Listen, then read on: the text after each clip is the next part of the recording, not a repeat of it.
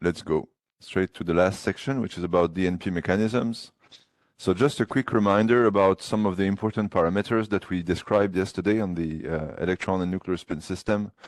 So we are conditions for dissolution DNP at around 1 Kelvin, where the electron spin lattice relaxation is typically between 50 milliseconds and a third of a second, depending on the field at which we do DNP. We have an ESR line which is really broad with the tempo radical, and that is dominated by inhomogeneous broadening. It's about 300 megahertz at 3 Tesla. And it's mainly dominated by the J anisotropy and the hyperfine coupling with the nitrogen 14. But we have some dipolar couplings on the order of a megahertz, typically at 50 millimolar concentration or 30 millimolar, which leads to a very fast spectral spin diffusion that is estimated to be taking place over a time scale of 10 microseconds over the whole line width. So that's the value that comes from the Vaneeckhaute book for a 30 millimolar tempo concentration.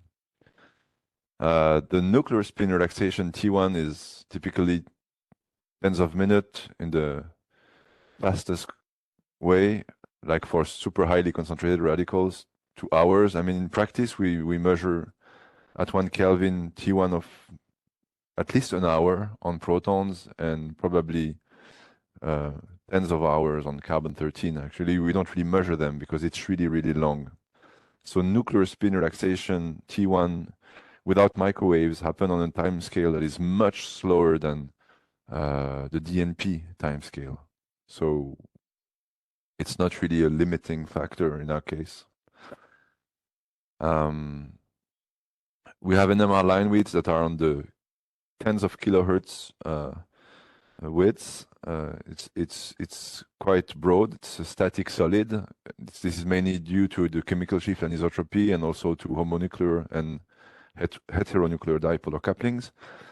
And finally, we have a spin diffusion that we estimated, and we saw that the spin diffusion, for example, for protons in our sample goes over typically 30 nanometers in 1 second, which is several inter-electron distances. So we assume that nuclear spin diffusion is generally faster than the tDNP or the T1, much, much faster. So we will make the assumption now that at any point of the time, anytime the polarization is homogeneous in our sample, at least for homogeneous frozen glasses, we have spin diffusion that is really fast and that homogenize the polarization over the whole sample. That's an assumption. So now we'll look at the DNP process that takes place in the sample, and that will depend on many parameters that we've talked about. It will depend on the T1 of the electron, the T2, or maybe we should better say the dipole coupling, the line shape of the EPR line. It will depend, of course, on which paramagnetic substance we use, because if you use tempo or tritil, it will have different line shape and T1. It will depend on magnetic field, on temperature, and it will depend on the microwave frequency that we use. If we change the microwave frequency, the DNP will change with respect to the ESR line and with respect to the NMR frequency.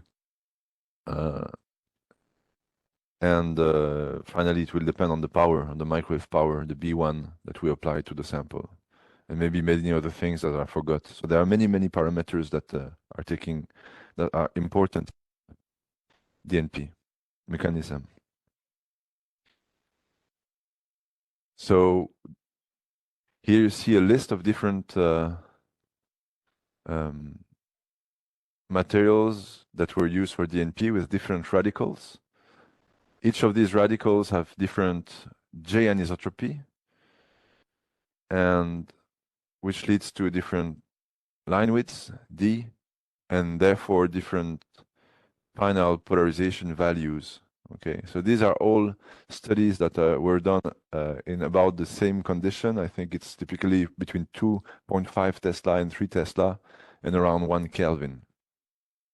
And what we can see if we look closer is that there is a correlation between the line widths and the DNP performances. So the narrower the line, the higher the polarization in general. So here you have a broad line that gives 20 to 40. And if you go down to 1 millitesla line width, it goes from 50 to 80% polarization. Okay, so there are many, many radicals we could mention. I will just mention those who are or were the most used in this context of low temperature DNP. So the trityl we already mentioned, which is a carbon-centered radical, very symmetric with a narrow line. The BDPA, which is also carbon-centered and quite symmetric with a relatively narrow line. Galvinoxyl, which is not really used these days, but has been used in the past. It's an oxygen-centered radical that has quite a broad line, a bit like TEMPO or TEMPOL, the nitroxide radical that we will talk about here. NO, bond-centered radical, that has also a quite broad line. If I just make a little drawing, very approximate of the typical line widths, it might look like that. So TEMPOL and galvinoxyl are really broad with a big J anisotropy, whereas trityl and BDPA are more narrow radicals. And depending on these line widths, it will have a direct implication on what DNP effect takes place. So we will make two classes of radicals, broad ESR line and narrow ESR line. Well, broad with respect to what? I mean, the reference is the NMR frequency. So if you want to polarize protons, then you will have radicals that are broad with respect to the proton frequency and radicals that are narrow with respect to the proton frequency. And you can see here, galvinoxyl and TEMPOL have a broad line which is broader than the NMR frequency. So at 7 Tesla, TEMPO is about 500 megahertz broad, whereas the NMR frequency is 300. So it's broader than the proton NMR frequency.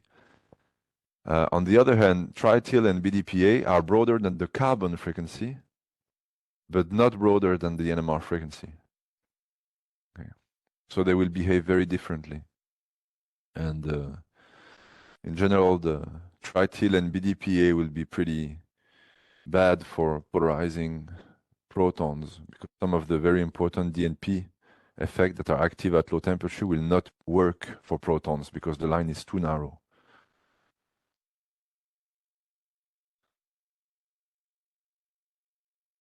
Okay, so now I will review some of the most important DNP effects. I will do a very simple picture of how things work. I'll try to go into much details of the equations. Okay, I will at the very end talk about the equations for thermal mixing, but for solid effect and then cross effect, I will give you a very simple picture of how things work.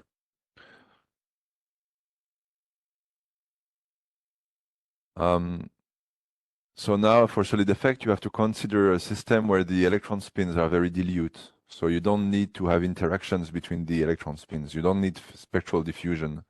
You don't need strong dipole couplings. So you have electrons that are so dilute that you can consider them isolated. So they just have couplings with the nuclear spins. Now, if you plot on a scale of frequency, the NMR frequency and the EPR, of course, you cannot do this experiment. You cannot measure both on the same spectrum, but if you could plot them, it would look like that. So you would have the NMR frequency there and the EPR frequency there at several hundreds of gigahertz.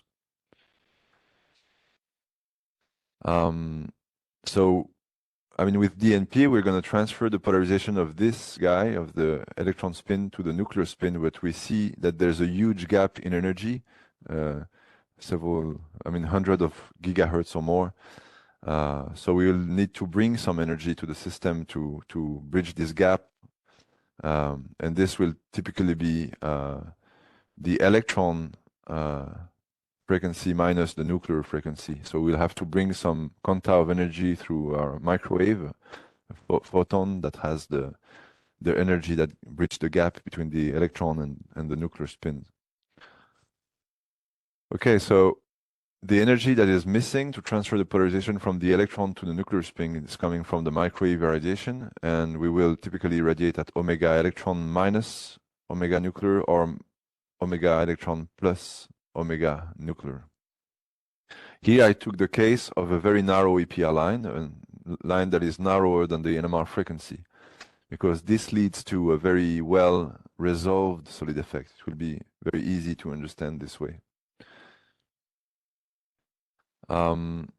So in principle, when you irradiate outside of the EPR line, there's no transition to excite here, but a double or zero quantum transition, which is a second order transition, which we call often a forbidden transition. Therefore, it has a low probability to happen. And for that reason, we'll see that solid effect is not usually very efficient in our conditions. If you want a explanation of how the solid effect works, you can look in the Abraham and Goldman paper. They try to explain it with a rather long sentence. If you have a spin I that is up and the spin S, which is the electron, is up, the spin I could only do a flip-flip, which is forbidden as it is off resonance. On the other hand, a spin I that is down may do a flip-flop with a spin S that is up, ending in a situation where I and S, I is up and S is down. So if you radiate at omega electron minus omega nuclear spin, if the two spins are like this, you can induce a flip-flop. The problem is if you induce the flip-flop and you keep on having the microwave on, you may induce a flop-flip, so the contrary. And at the end, you don't get any polarization. You just invert the polarization of the spin on and on and on. So that would not work. The spin S is now down. A danger for all the I spin that are up, since it could bring one of them down through a forced flip-flop. Fortunately, before any harm is done, its powerful relaxation mechanism will have brought the spin S to its up position of thermal equilibrium. So what it says is that you induce this flip-flop, and so the nuclear spin could go back to the previous state, but you have T1 of the electron that is faster than the T1 of the nuclear spin. So you do a flip-flop, and then the electron spin relax, and then it's locked. You cannot, with your frequency, you cannot do the flip-flip.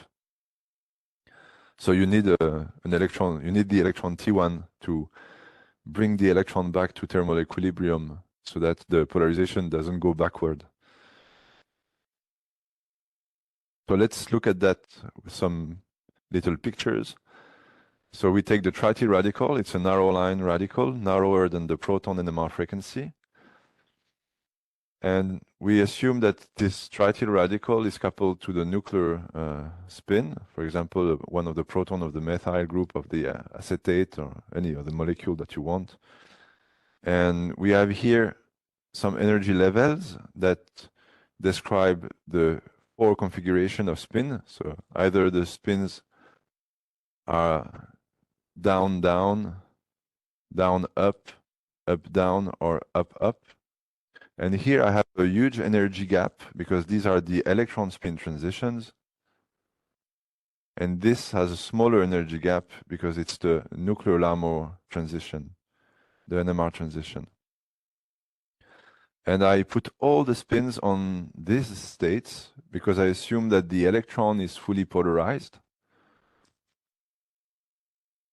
So there's a huge polarization along this transition.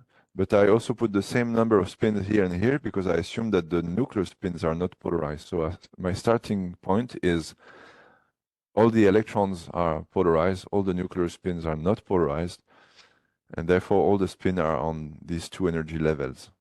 Okay, so this is for the electron is up and the nuclear spin is either up or down. So we have no nuclear polarization. Then we have some microwaves that we tune the frequency, and if we have the right frequency, we start to hit a transition here that is the electron frequency minus the proton frequency.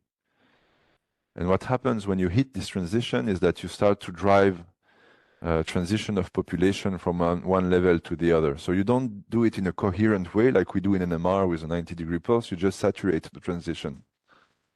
And so if you saturate this transition well enough with enough power, you may end up in a situation where you have the same number of spins on one level and the other. Okay, that's what we call saturation, is you mix the states, the population on the different states. And if you have an efficient electron T1, the spins that are on this level will go down to the thermal equilibrium here. But so the T1 tends to deplete this state and bring the population down, and your microwave tend to try to equalize the population on these states. So while the T1 brings the electron spin to their ground state, to their thermal equilibrium, the microwave keeps on populating this state here. So if you do that, after a while, you may totally deplete this state through the T1. Of course, it's a competition between T1 and microwaves, but you see the point. And if you do that, you create a net polarization here. So you see you have a huge difference in population between those two states, between nuclear spin up and nuclear spin down. So you just create nuclear polarization by saturating one transition with the help of the electron T1. How does it look on the spectrum? So if you have an EPR spectrum like this at, let's say, 200 gigahertz at 7 Tesla, then if you bring the microwave at this particular frequency, which is electron frequency minus proton frequency, for example, you will see a positive lob of polarization on the proton. So you will see your proton polarization that increases at this frequency. That's what we've seen before. We've said, like, with words, we've tried to explain it with energy levels, and that's how it appears now on the spectra. That's what we call the EPR spectrum, and that's what we call the DNP spectrum. It's proton polarization versus frequency. Now, if you keep on increasing the microwave frequency, you will hit another transition, or two transitions, which are just electron spin transitions. And that leads to a equalization of the population amongst the electron spin energy levels, and therefore no net polarization. Okay, so in principle, if you do that in our conditions, you get no polarization. You just saturate the EPR line. Of course, this is not true, because there are some other mechanisms that exist. In particular, the Overhauser effect. So if you equalize the population, you have you have T1 relaxation here, but you also have some relaxation that goes diagonal. You have some cross relaxation here. And this cross relaxation can lead to some nuclear polarization. But this is in principle super low at low temperature in our conditions. It's not very active, unless you have some very special systems. This Overhauser effect, I will not enter into the detail, because this is more present at higher temperature and liquid state, but not in very low temperature DNP. Okay, so we assume for now that if we just irradiate the line in the center, we don't get substantial polarization, by solid effect at least. But if we increase further the frequency, we will hit another transition, which is the double quantum transition at the frequency omega electron plus omega nuclear. And same as before, we will tend to equalize this population, and the T1 relaxation will tend to bring down the population here. So we'll create again a net nuclear polarization.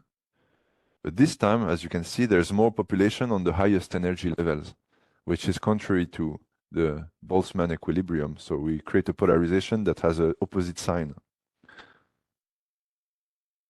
Now, instead of having a positive lobe, we have a negative lobe in the DNP spectrum, and we create net negative nuclear polarization.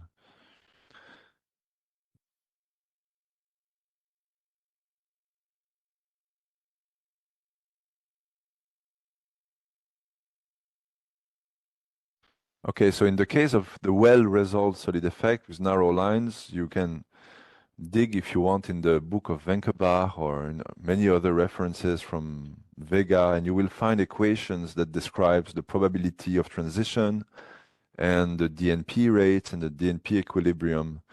I won't spend too much time on this, but just know that it's the simplest case in DNP, and it can be rather well calculated.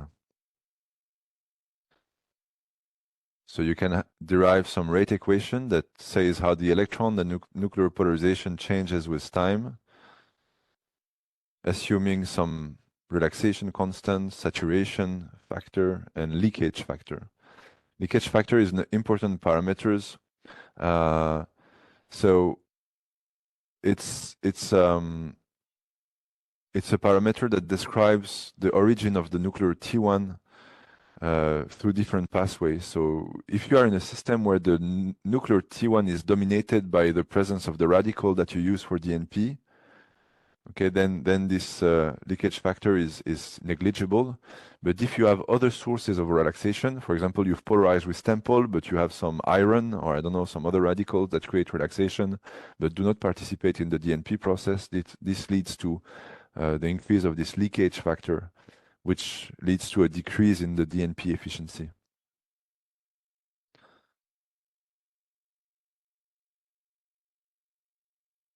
So if you work out this rate equation and you look for the equilibrium, you can calculate the equilibrium polarization for the electron as a function of the saturation factor, this S factor. Usually in our condition, the saturation is much less than 1, so we have an electron polarization which is close to the thermal equilibrium polarization of the electron, but that's not always the case. You can really have a high saturation in some cases. And if you work out then the rate equation for the nuclear polarization, you also end up with a equilibrium nuclear polarization, which is equal to the electron polarization times a factor that depends on how much you saturate the EPR line and also depends on F, which is the leakage factor. So yeah, you need some important saturation to have some transfer, and at the same time you need to minimize the leakage factor, not to lose your nuclear polarization through other relaxation mechanisms.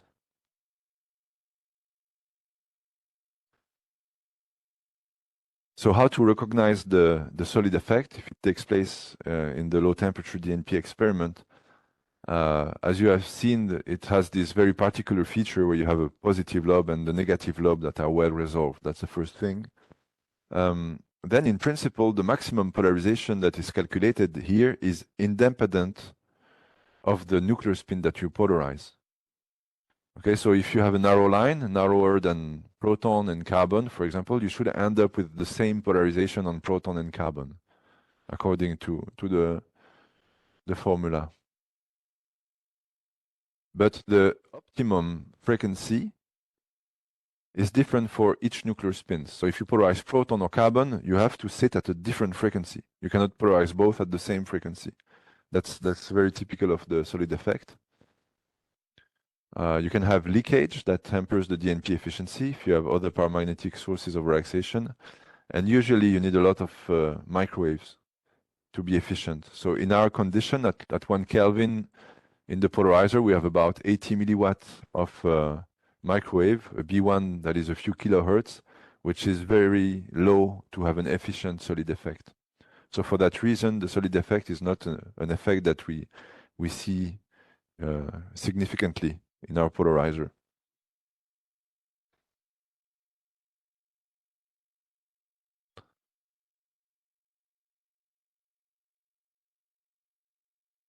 Okay, so now you can still have this solid effect that happens when the EPR line is broad. It's called the differential solid effect. It's similar to what we've talked about before, the well-resolved solid effect, but it involves this broad EPR line, and it results in a sum of constructive and destructive DNP, so positive and negative. So for the same frequency, you might have a superposition of positive and negative DNP, and the result is the sum of both.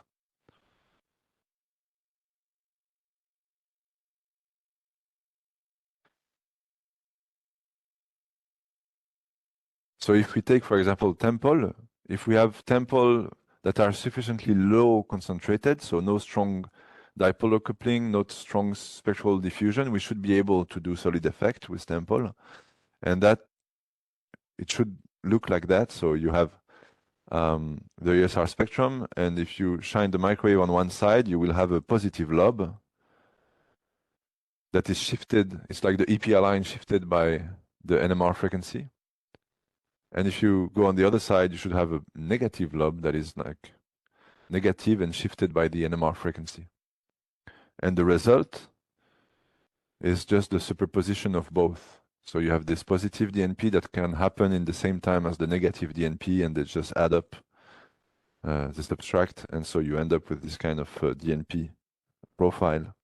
And one thing that is very, very typical for the differential solid effect is that the difference between the positive and the negative optimum should be separated by 2 times the NMR frequency. And that's really a fingerprint of the solid effect. If in the DNP spectrum you see a difference between the 2 optimum that is just 2 times the NMR frequency, you know that it's most likely a solid effect that is going on. There's a question, Ewoud, but Quentin? Yeah. Is it always the case if you have I would expect that if it is really overlapping, then the positive lobe, they should shift. Like if for example, if you have 2 peaks, one positive and one negative, even if it is not DNP, but the destructive interaction, the maximum are further apart.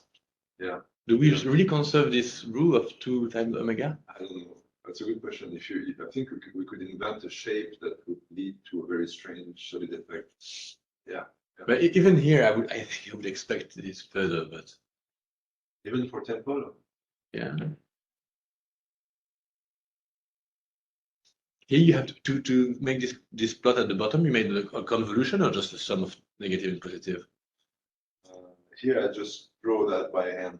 It's super inaccurate. Okay. Okay, good question. We have to dig into that. So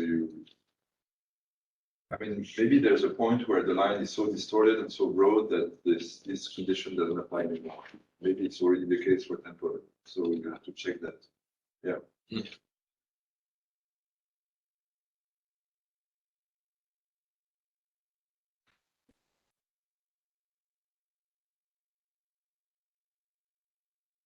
So the general rule is that the difference in frequency is 2 times the nuclear Larmor frequency, unless we are in a special case, and maybe we have to check that and discuss about it next week.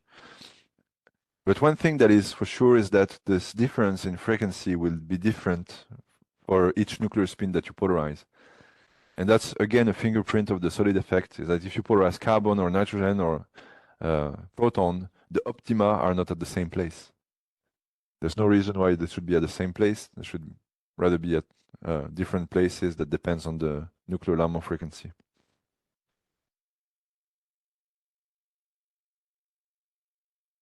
So in our conditions, solid effect is usually not the dominant mechanism, but I wanted to talk about it because it's the simplest. It's easier to start with that.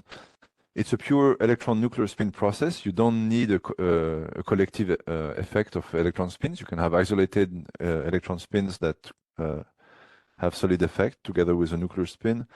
It does not require electron-electron spin interaction, so you can work at very low electron concentration. It's a second-order microwave-driven transition, what we call a forbidden transition, so it has low probability, and it usually requires high microwave power that we unfortunately don't have in dissolution DNP. So we're going to prefer other mechanisms under dissolution DNP conditions. There's a kind of debate if you look the articles of Vega or others about what's really going on. Is it cross effect or is it thermal mixing? So as I said yesterday, I mean, there was some belief that it was thermal mixing. Then some people studied the cross effect and finally realized that if you go sufficiently low in temperature with the type of concentration that we have thermal mixing. So I want to show you what is cross effect before we switch to thermal mixing. So in the case of cross effect, you need a Brody SR line with respect to the proton frequency. So you need a line that is typically broader than the NMR frequency, such as temple for protons. And you need a moderate electron-electron coupling. So we'll see that it's not a one electron, one nuclear spin process. You need several electrons, at least two. So if you have one electron, it's, again, I can draw this energy level with this population here. And now if we have two electrons, I can draw 4 energy levels. And if these electrons are polarized, because we're at 1 Kelvin and 7 Tesla, then I can put the population down on the lowest energy level. Now you have noticed I have 2 electrons, and because we have a glass and the line is broad, they can have different frequency. Okay, the frequency between the electron transition can be different by several tens or hundreds of megahertz because the EPR line is so broad. And that depends, of course, on the orientation of the radicals. 2 radicals that have the same orientation will have the same frequency as we saw before, but if you have different orientations, random orientation, you have random frequencies. Now, if I irradiate one of the spins, I will tend to equalize the population on these energy levels. And if I have T1, then I have T1 relaxation, nothing happens. And now you have to be a bit lucky. To have a very efficient cross effect, what you need is the following. You need to have a nuclear spin nearby. Well, that's no problem because we have a lot of protons in our sample. And you need the 2 electrons to have a difference in frequency which is close to the nuclear Larmor frequency. So I add 4 other energy levels. So now I have a 3-spin system. And these 2 energy levels here refer to the proton spins being up or down. Whereas the 4 energy levels, the 4 assembles of energy levels correspond to the electron spin levels. Up, up, up, down, down, up, down, down.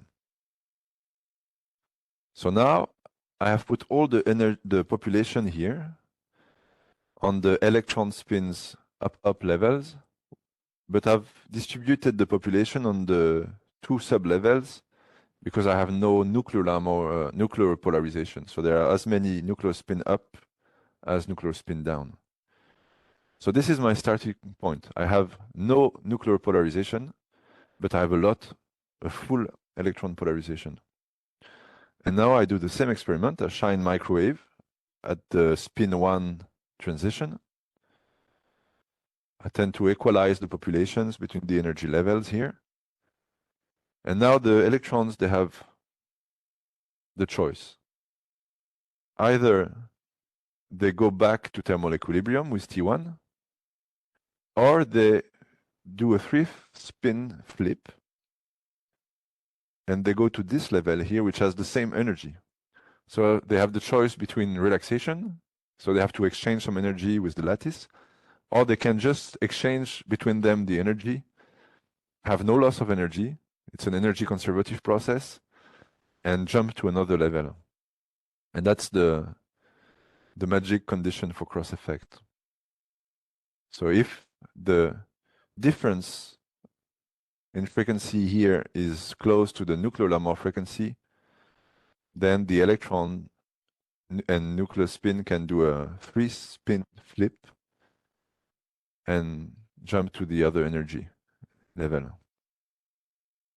This does not require energy, it's spontaneous, and it has a certain probability that can be calculated, and that is, under some conditions, greater than the probability of a T1 relaxation. So it's like the electrons will prefer to exchange energy with the neighbor than to relax. It will be faster for them to have this kind of diffusion effect with the electron, thanks to a nuclear spin that is here and has the difference in energy that will flip. So it's a kind of relaxation trick. Instead of relaxing, the electron prefer to flip and give the energy to the neighbor. And that creates a net nuclear magnetic nuclear polarization. So you keep on doing this saturation. You have this transition that takes place spontaneously. Okay, this is not DNP, this is just the electron that flips with the nuclears. That's happened all the time. But when you irradiate, you create a net imbalance of polarization, because while you have this going on, you also have T1 relaxation. So what happens after a while, you saturate this transition here. This spontaneous free spin flip brings some of the spins on this energy level, and T1 relaxation brings it down to this level. So if you do that for a few seconds, in principle, you should be able to completely deplete those two energy levels and totally populate those two. Okay, that's in theory. In practice, it never happens so well.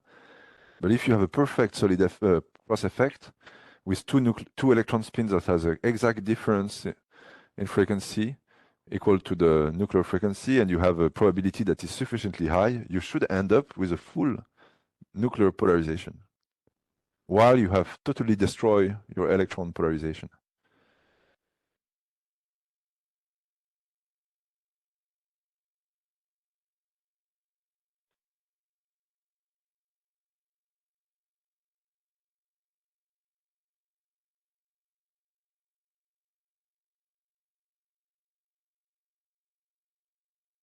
So now we try to understand the problem from another view. We go back to the energy levels of our EPR lines that is very broad. So we have spin up and spin down. We have a high Zeeman polarization of the electrons. All the spins are on, almost all the spins are on these energy levels. And we have a small gradient of polarization amongst these energy levels, because this represents several hundreds of megahertz. So you have a shift in the Boltzmann polarization along the line. And now you shine microwave at a particular frequency. And what it does is it saturates the spins that are at this frequency. And because we have a moderate electron-electron coupling, we don't have a fast spin spectral diffusion.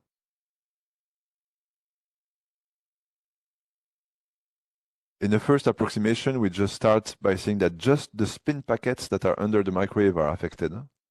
So we equalize the population between this level and this level. And so what the cross effect does is, because the line is so broad, there are always some electron spins that have a difference in energy equal to the nuclear frequency. So the electron always find a partner to do a spin flip. And so this electron will tend to try to go back to the equilibrium by exchanging his polarization with this other electron. So it will deplete the polarization of this electron. And while this happens, the nuclear spins get polarized. Now, in reality, under cross-effect condition, you always have some dipolar couplings. I mean, they always use biradicals to have nicely set frequency difference and couplings, but you are not in conditions where you have a fast spectral spin diffusion.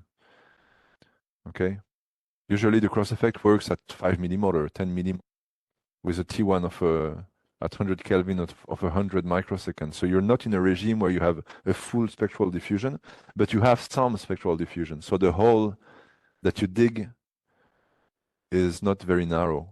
And that's what people call the indirect cross effect. So you saturate somewhere, it propagates a bit, and so it increases the chances that you find some pairs of electron spins that match the right condition.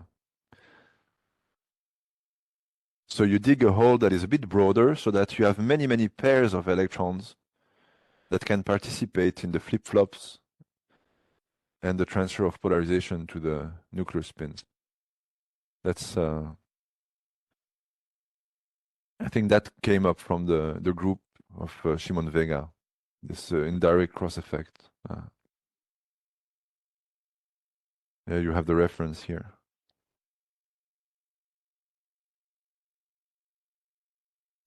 So now if we look at our broad spectrum, tempo again, we have a first optimum. It looks like a lot like the differential solid effect. And then we have a second optimum for negative DNP.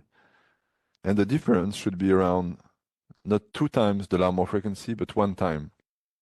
And probably Quentin is going to tell me that this is wrong again. We need to do some simulations.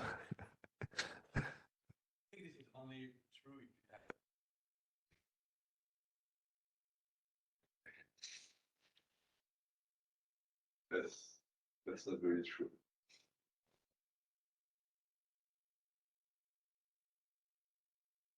It would be nice to replace these figures by real simulations. Okay, so that's what I've been told, and it's probably wrong. So sorry for teaching that, but that's I think it might be true in some particular conditions where you have like a simple line, a Gaussian line, and in general the difference in frequency will be bigger for solid effect than for cross effect. So, but it will not be exact. In our case, what do we observe at 100 Kelvin?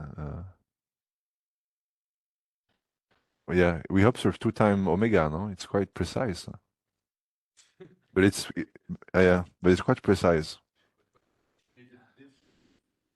Yeah. 1.4, yeah. Okay.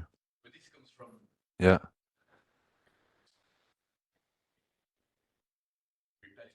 Yeah. Yeah. Yeah.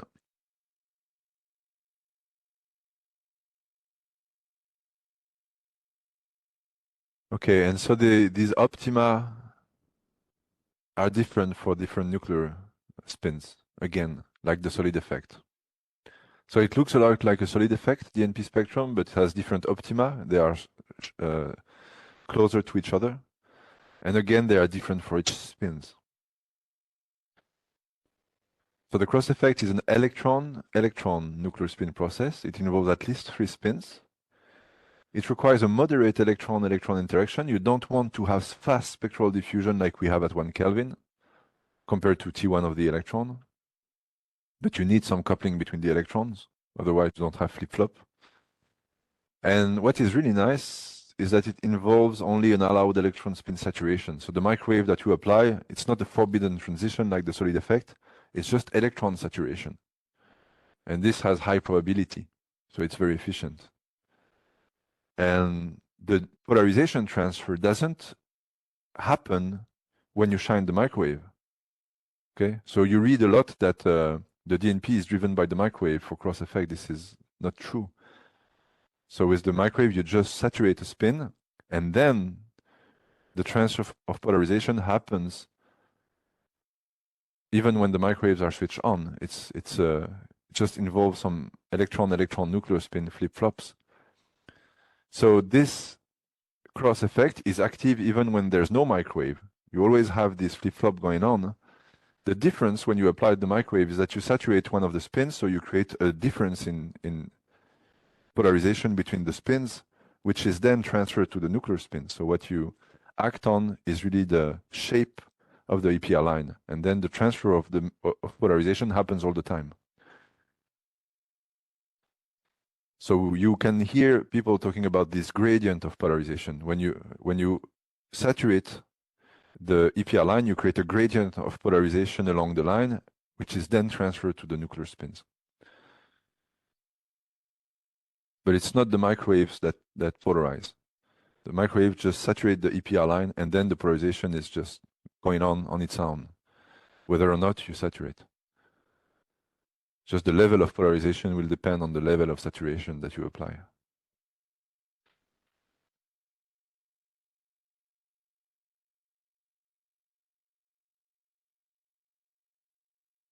So we've been going on for 45 minutes. But maybe we have a time for questions and we make a little break. Yeah, Diana? In order to pay for of the microwave should not be so high. Like this, I am having kind of not the spectral diffusion like prefer. Okay, so the spectral diffusion has nothing to do with the microwave power. It's there all the time. It's just exchange of energy between the electrons. Because yesterday it was shown that the spectral diffusion can be very fast, and then like this we are not saturating just like one transition but all broad band. But here in this kind of mechanisms we do have saturation. So I wonder if this is related with the power of the microwave at some point, at some extent. So the more you saturate, the more microwave power you put, the more you saturate. And if you have spectral diffusion, then the saturation will propagate. Okay. But the propagation of the saturation doesn't, is always there. So if you have a smaller microwave power, the propagation is still there. So you don't enhance the propagation of the saturation by increasing the power. You just increase the overall saturation. Does that answer your question? Maybe you want to add something? Yeah, I was just going to say that if you want to increase the spectral diffusion, then you add more electrons. Mm-hmm. So that's the way you can play on spectral diffusion is just increasing the radical concentration. Or increasing your electron T1 by lowering the temperature. And if you lower the temperature, the T1 goes up, and therefore with the same spectral diffusion time, you can go further away because you're fighting against T1, the electron.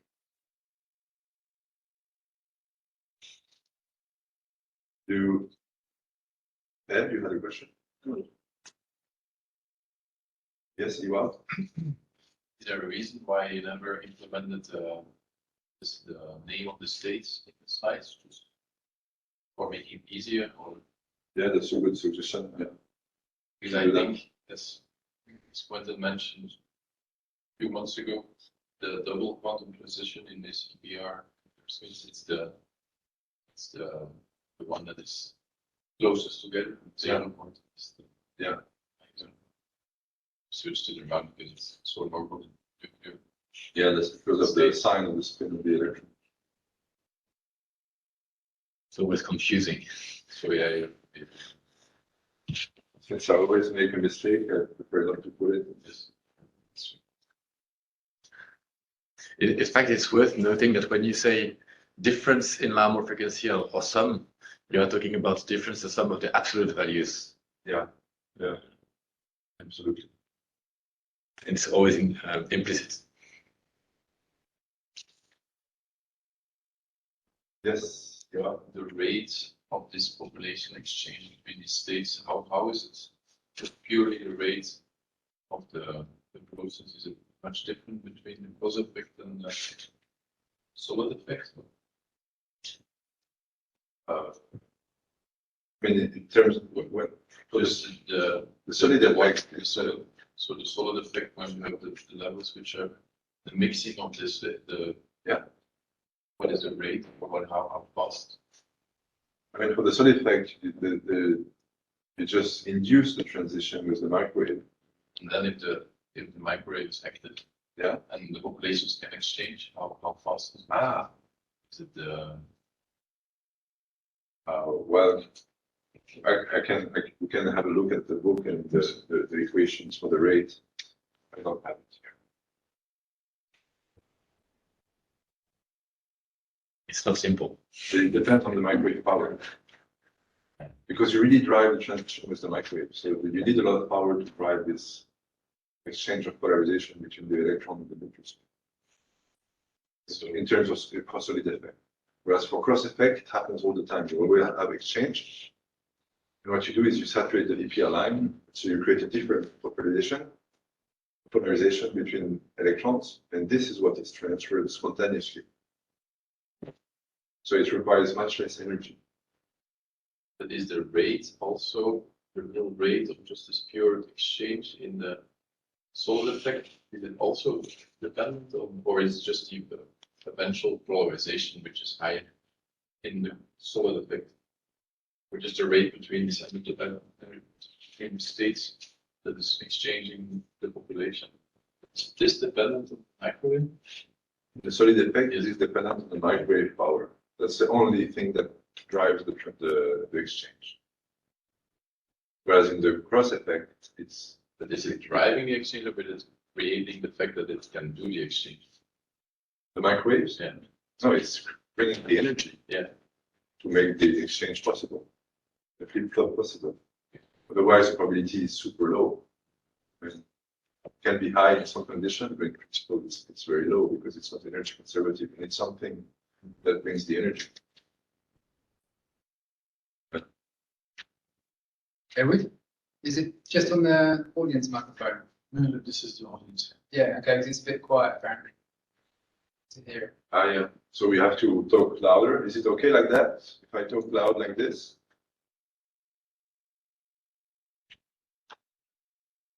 Can you say something?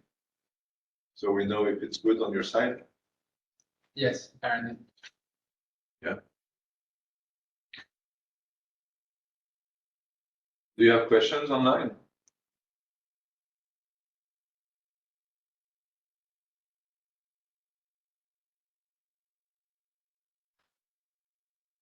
If you have questions, just switch on the mic, put your camera. We can see you.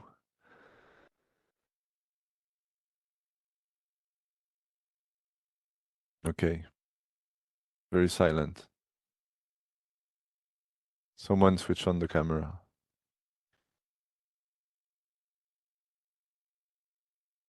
Hello?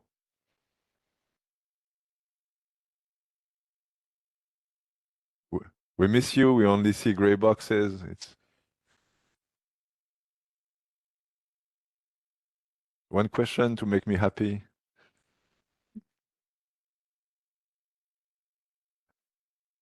Okay, maybe I have one question. Thank you, Mehdi.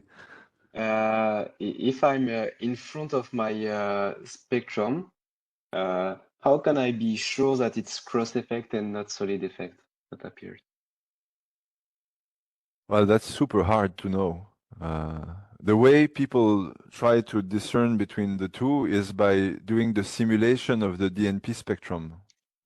Like what I did by hand, which was wrong, but some people do that right, like Fred Mentang-Vigier or Shimon Vega. So if you click on the article that I showed in the cross effect section, it's an article by Vega in which they do simulations of the DNP spectrum. So they simulate the DNP spectrum and they try to see if it fits with the data. And that way they can discern between solid effect and cross effect. In some particular case, they have both that are going on at the same time. So they have a strange shape and they can fit it by adding the two effects, solid effect and cross effect. Which happens, for example, I think they are at like 10 Kelvin or like between 10 and 20 Kelvin, you can find conditions where both are quite efficient, so you have a superposition of both.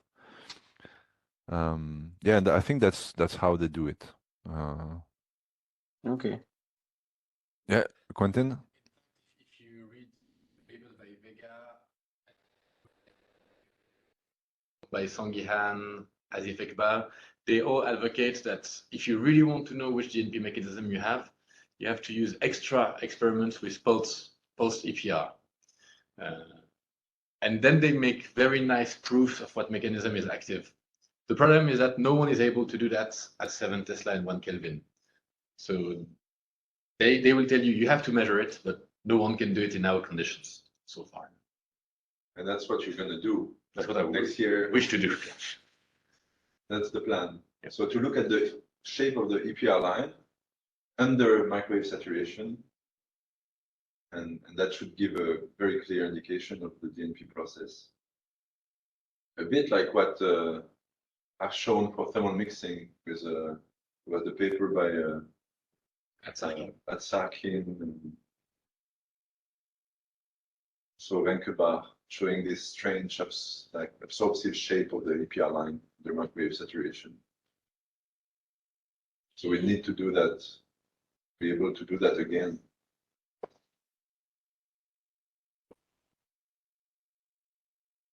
Okay. If not, we can have a break. It's 10, so we can meet at 10:15. Is that fine for you? Yeah? Yeah? Have a good break. See you in 15 minutes.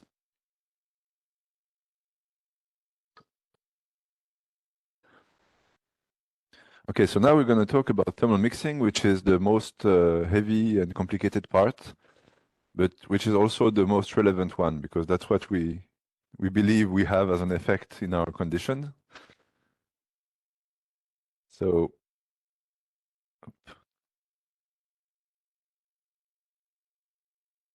I'm trying to switch slides, but it doesn't work. Okay, now it works. Okay, so for thermal mixing to happen, what we need is the following. We need a EPR line that is broad, like Tempol or galvinoxyl or other radicals, but not trityl, because we want the line to be broad with respect to protons. We're going to see how we can polarize protons. Then the other thing we need is a sufficient concentration of electrons so that the electrons are not isolated, but are coupled to each other. So we need a strong electron-electron coupling. By strong, I mean several hundreds of kilohertz or a megahertz, so that the spectral spin diffusion is faster than T1. So we are in the spin temperature dynamic, the dynamic cooling dynamic, that has been described by Provotorov and then later by Abraham and Goldman. Why? Because we know that in this spin temperature regime, when we irradiate the EPR line at a certain frequency, the electron spin will reorganize in such a way that the EPR line can be described by a spin temperature with respect to delta, delta being the difference between the microwave frequency and the spin frequency. If this happens, as you can see, there's a huge gradient of polarization along the EPR line. Okay, so different spins at different frequency have very different polarization. And if you remember the cross effect, if you have difference in population between the spin, the electron spin, that's a nice way to have polarization transfer to the nuclear spin. And that's exactly what's going to happen. So in the thermal mixing regime, you have your EPR line at thermal equilibrium that you saturate at a certain microwave frequency, which creates a gradient of polarization along the EPR line that can be described by a spin temperature.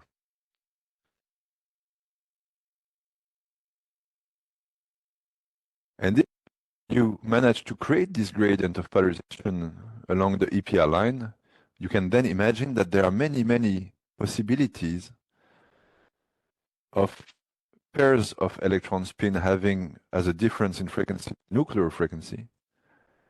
And therefore, there are many, many possibilities for polarization transfer,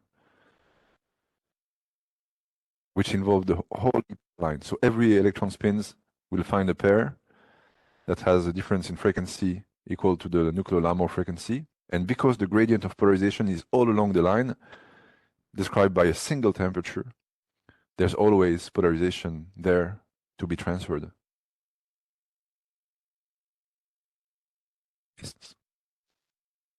Okay, so if you have this gradient of polarization along the line, and you have here a nuclear spin that has this frequency, then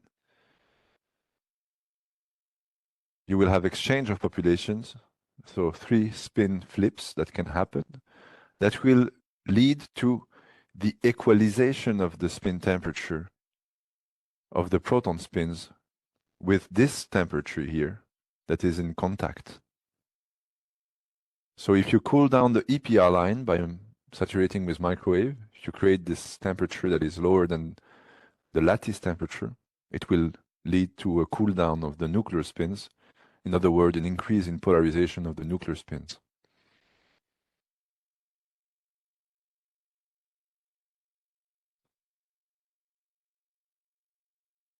In case of thermal mixing, you have start with an EPR spectrum, and then you end up with a DNP spectrum. But here I cannot tell you any general rule for the difference in frequency between the two optima. This really depends on the shape of the EPR line and on the shape of the EPR line only. It doesn't depend on the NMR frequency. And we observe when we do a DNP spectrum of proton, carbon, nitrogen, lithium, yttrium, whatever you have in your sample, you end up with the same DNP spectrum if you have pure thermal mixing.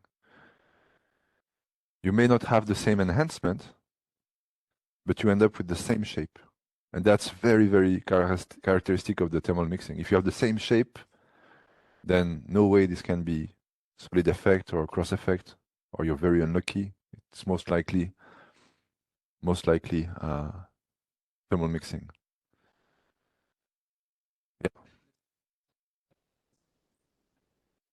Yeah, this is interesting. Also, it depends on the EPR line shape, and it can be simulated, like for the cross effect and the solid effect. So it's also a way to check if it's thermal mixing by looking at the shape of the DNP spectrum and doing comparison with the simulation. Yeah.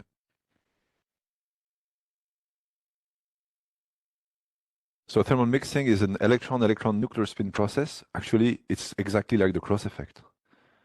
So cross effect, thermal mixing, people fight to know which one it is. It's the same thing. It's the same transfer mechanism, which is a spontaneous transfer mechanism going on all the time. The difference is the shape of the saturation of the EPR line. In one case, we dig a hole for cross effect. And in the other case, we establish a spin temperature because we have fast spectral spin diffusion for thermal mixing. But the transfer is the same process. It's just how do you create the gradient of polarization in the EPR line is the main difference. Okay. But for thermal mixing, you need a strong electron-electron interaction because you want fast spectral spin diffusion. You want to be in a spin temperature regime. You want the spectral spin diffusion to be much faster than T1 of the electron. Whereas for cross effect, you want the spectral diffusion to be slower than the T1 of the electron. So the EPR saturation is different, but the transfer is the same. It simply involves allowed electron spin saturation. So it's not like the solid effect where it's a forbidden transition. Here you just saturate the electron and the saturation propagates across the EPR line. So it doesn't require much energy. I mean, in the DNP setup, we can get 80% proton polarization on a 100 micrometer sample with a few tens of milliwatt. So no need for a lot of power. And again, the transfer of polarization is just an electron spin relaxation trick. So the electrons exchange energy with neighbors instead of relaxing to the lattice, because it's more probable to happen than a T1, because T1 is 1 second. So the electron doesn't know where to give away its energy, just give it to the neighbor. So with this table, you have some general ideas on how to find your DNP effect. So if you have a very narrow line, so the widths, the homogeneous width of the EPR line and inhomogeneous widths are small, you have a solid effect or differential solid effect. Do you need the spectral spin diffusion to be fast? No. Is the DNP spectrum contained in the EPR spectrum? No. So you have an EPR spectrum, and the optimum can be away by omega n. So you enhance the nuclear spin at a position of the microwave where there's no EPR spectrum in case of resolved solid effect. And the separation between the DMT optima is 2 omega n, And talking with Quentin, this is wrong. It's at least 2 omega n. Cross effect, you need an inhomogeneous width that is bigger than the nuclear Larmor frequency. So for tempo, you're bigger than the NMR frequency of proton. So you can have cross effect. You need a homogeneous broadening, so a dipolar broadening, which is much smaller than the nuclear Larmor frequency. You don't want too much electron-electron coupling. You don't need fast spectral diffusion. The DNP spectrum for cross effect is contained in the EPR spectrum. Okay, so if you have an EPR spectrum, your DNP spectrum not go further away. It should be contained if it's cross effect. And the separation between the two optima is at least omega n. For thermal mixing, you need an EPR width that is bigger than the NMR frequency. You need an homogeneous width, a dipolar coupling that is smaller than the nuclear, usually smaller than the NMR frequency, but still high enough to have a fast spectral spin diffusion, faster than T1. Then, as cross effect, the DNP spectrum is contained in the EPR spectrum. And then I talk about separation between optima, but this is like, how does it behave with respect to the nuclear frequency, nuclear spins? Well, we have an optimum that is the same for all nuclear spins. That's very typical of thermal mixing.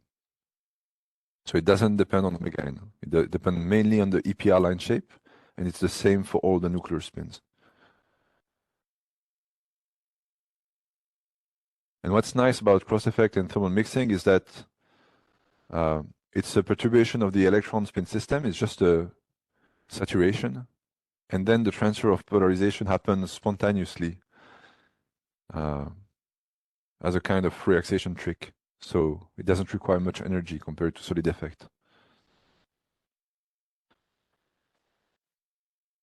Okay, so thermal mixing requires less microwave power in general than solid effect. Thermal mixing requires less microwave power. All the nuclear spins, as long as they are contained in the EPR spectrum, so if the line is broader than the NMR frequency, all the nuclear spins polarized. The optimum irradiation frequency is the same for all nuclear spins. And the maximum polarization, we'll see that later, is not the same for each nuclear spins. It's roughly, in the first approximation, with the high temperature approximation, the polarization you get is proportional to gamma. Okay. Yeah. So proton polarization usually have 4 times more polarization than carbon, the same as thermal equilibrium. Why? Because what you transfer is not really polarization, it's temperature. So all the spins end up with the same spin temperature. It means that everything behaves as if you had cooled your sample to, say, 1 millikelvin. And then your polarization depends on gamma. We'll come back on this later. But generally, polarization is proportional to gamma, so protons polarize super well with thermal mixing, and carbon about 4 times less. It's not 4 times because we are not in the high temperature approximation, so it goes with the hyperbolic tangent, so it's not linear anymore. We are at very high polarization. Again, we'll come back on that. And then another thing, and that's the most interesting thing about thermal mixing, is that the polarization can make very strange things and can evolve in a very strange way when you switch off the microwave. Okay. And that does not happen with solid effect, and I don't think it happens much with cross effect. Really, with thermal mixing, you will see some very strange behaviors. If you see this behavior, it's most likely that you are under thermal mixing conditions. The first strange behavior that was published by Goldman 73, was demonstrated in lithium fluoride they measured the polarization of fluor and lithium at the same time under thermal mixing condition. And so they switch on the microwave and they see the polarization. So this is the integral of the signal as a function of time. They see the polarization that increases. This was at 2.5 Tesla and 0.7 K. And then they killed the lithium signal. They pulse on the lithium. At that time, they didn't pulse. They had CW and NMR, so just irradiate the lithium to kill the polarization of lithium. Okay, and they switch off the microwave. So DNP, they stop DNP, they kill the lithium, and then they see that the fluorine relax, which is absolutely normal because you have switched off the microwave. But at the same time, they see that the lithium gets polarized again without microwave. And it's a lot of polarization, actually. So I don't have the value, but it's maybe 100 times or 200 times the thermal equilibrium polarization. So you repolarize the lithium without microwave. The polarization is coming back. And what they see is that it repolarized till the spin temperature of lithium and fluor are the same. So it's like the two spins want to equalize their spin temperature, and then they relax together. That's a fantastic example of thermal mixing DNP. So when we saw that, so it was a few years ago at EPFL, we did the same experiment on our samples. This was a sodium acetate, C13 labeled, in a DNP juice, water glycerol, with 30 millimole temple. So we did DNP on proton and carbon for, I don't know, 10 minutes or 30 minutes. And then we killed the carbon. So we apply a few pulses on carbon. We destroyed the polarization at that time at 2000 seconds. And we switch off the microwave. And again, we see the carbon polarization that comes back. Not as high as initial, but significantly high. This is another example that was published a few years later by Kurzbach, Denis, Kostya Ivanov, Jeffrey, and others. They did the same experiment, and again, they saturate the carbon and they see the carbon comes back.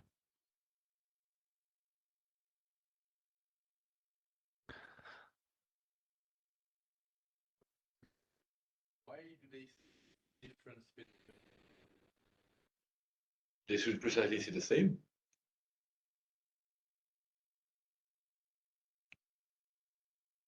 So, in the extreme case, the spin temperature are always equal for proton and carbon. But you can be in a regime where the thermal mixing is not, the dynamics are not so fast that they have the same spin temperature. I mean, for example, what we observe is that they have the same spin temperature at equilibrium, but that the DNP rates are very different. So it's not like ideal contact. It's like the free spin flip rate is not so fast that they equalize the spin temperature at all times, but they end up with the same spin temperature. So in the experiment by Vaneeckhaute, very nice example where the spin temperature equalize. In case of proton and carbon, the carbon wants to get to the spin temperature of proton, but then proton relax before, and then carbon relax on a longer time scale. So it's not ideal, but it's a nice illustration.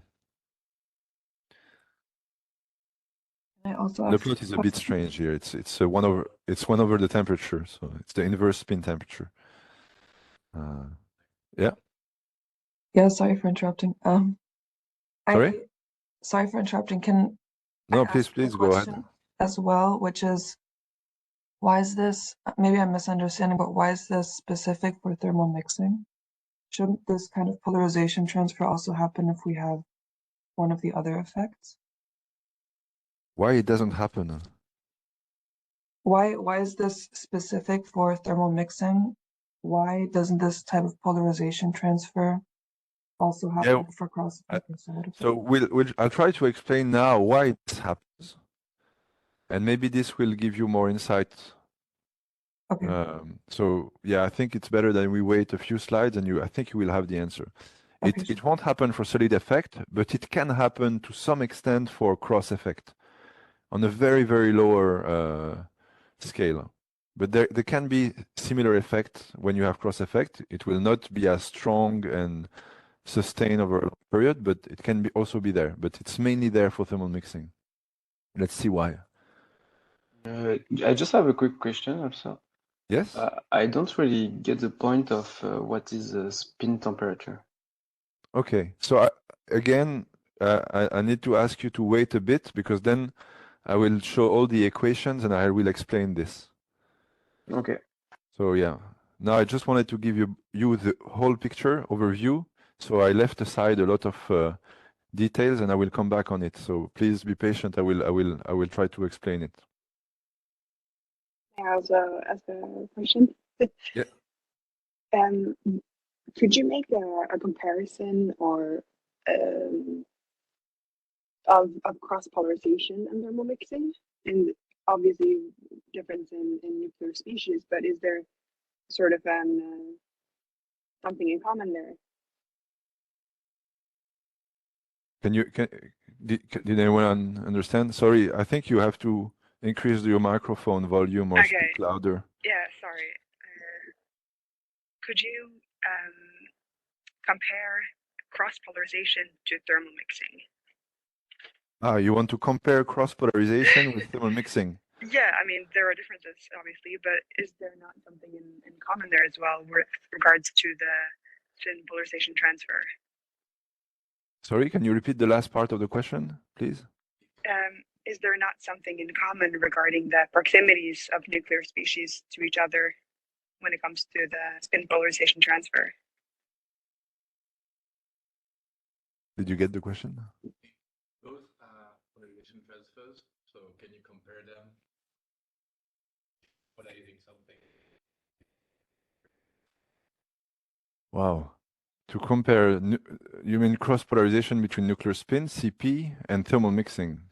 Well, if you have told me solid effect, I may have come with an analogy, but with thermal mixing, it's really hard for me to find an analogy. Polarization? Yes? And you equal the temperatures in thermal. Yeah? Yeah? Oh, you want a difference? Okay. I thought you wanted the comparison and analogy. So with cross effect, you transfer polarization. With thermal mixing, you transfer spin temperature. That's one difference. I mean, cross effect is you make the spins equivalent in the rotating frame so they can exchange energy on a very rapid time scale. It takes a few milliseconds, whereas thermal mixing DNP takes minutes.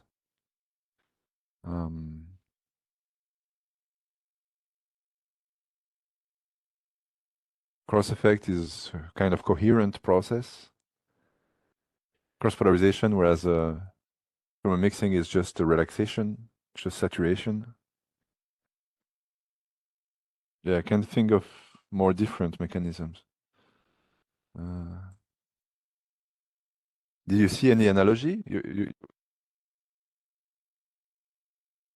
Maybe I missed your question, or maybe you wanted to know the differences.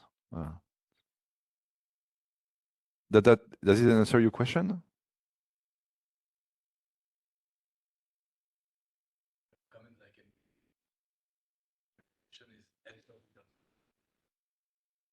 not thermal mixing. Okay. You have the same order in the end. Yeah. It's really thermodynamic thermal mixing. Does it answer the question, or do you want to add something? We can't hear you anymore. Yeah, sorry, it's bad audio. I'll think of a better way of phrasing it. Talk about it later. Did you understand? I didn't get the, sorry, I really cannot understand. You have to speak louder. She would think about it. Think about it, yeah. Yeah, maybe we can talk about it also next week. That would be easier, but it's a very complex question. Any other question?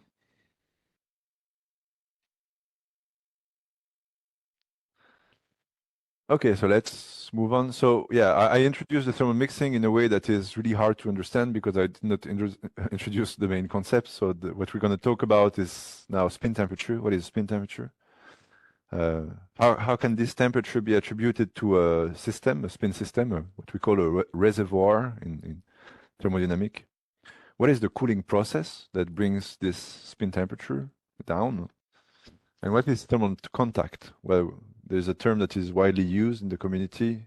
Thermal contact is basically the three-spin process that transfers polarization from electrons to nuclear spins. We call that contact. It's a contact between different reservoirs of spins. So let's go through these concepts. Spin temperature. So at thermal equilibrium, what is the spin temperature? It's nothing else than the lattice temperature. So the temperature that you put in your formula of your spin polarization is equal to the temperature that you measure of your sample, the lattice temperature. So if your sample is at 1 Kelvin, you plug 1 Kelvin here and your frequency up there and you get your polarization. So the spin temperature is just the temperature of the sample. But the spin temperature can be different from the lattice. We know that, for example, when you do a pulse, you saturate the spins. And so the distribution of population of the spins do not obey to the sample temperature. You saturate, so you heat up the spins. You bring down the polarization. So if your polarization is 0, for example, that means that your spin temperature is going to the infinite. Okay? If you look at the formula. And if you want to bring the polarization close to 1, the only way to do it is to bring the temperature down to 0, close to 0, okay? So for a given polarization, you can always define a temperature. That's another way to say it. You can say my spin is polarized at 100%, or you can say the temperature is 0, which is impossible, but it's just an example.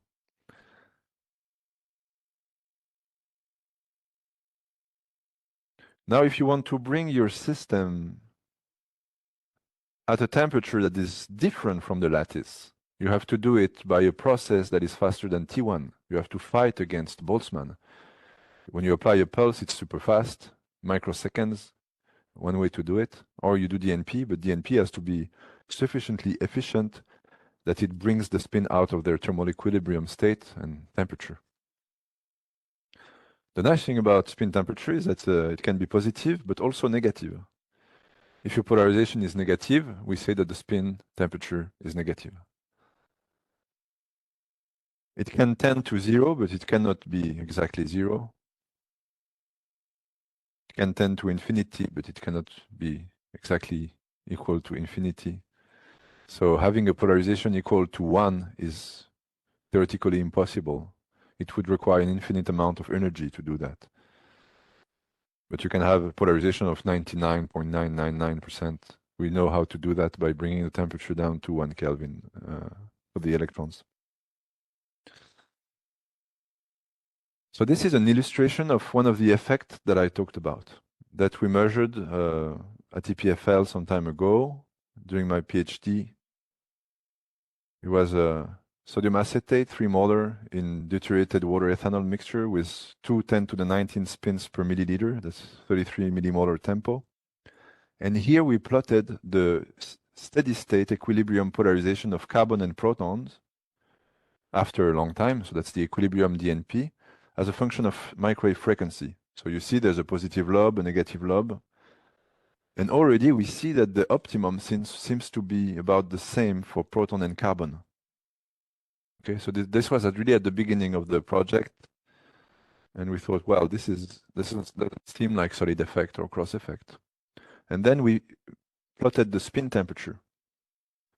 Okay, spin temperature in millikelvin with the formula that P equal tangent hyperbolic of h bar omega over 2 kT. We know P, we know omega, so we can find the temperature. And here what we saw is that the spin temperature of proton and carbon seemed to be always equal. So we added some lithium salt in the sample. And in lithium, you have lithium 6 and lithium 7 that you can measure. And we did the same experiment, and we find the same spin temperatures for both. So these were more and more clues that we should be in a thermal mixing regime, because it doesn't make sense with solid effect and cross effect to have such a behavior. And now when you look at the theory of thermal mixing, I think a nice introduction is the paper by Abraham and Goldman, and then maybe the book by Vaneeckhaute. You see that they talk in terms of, they use a lot of thermodynamic terms. They talk about reservoirs. So they say that the lattice is a reservoir that is at a temperature lattice. That's the sample temperature. Then they say that there is another reservoir, which is the electron Zeeman system. That's the energy that's contained in the difference of population between spin up and spin down of the electron. We'll see that we can calculate the energy that is contained in this system, this reservoir. Then there's the nuclear Zeeman system, okay, same. And then there is something a bit strange that they call the electron broadening system. It's made of dipole coupling, J anisotropy, hyperfine coupling. It's everything that creates a broadening of the line. Okay, so if your line is broad, and if this line has a gradient of polarization that can be described by a temperature, then it has some energy in it. And so we say that we have an electron broadening system or reservoir that has its own spin temperature that can be different from the lattice temperature or from the Zeeman temperature. Because spectral diffusion is so fast, it can have its own life. It can reach its own temperature.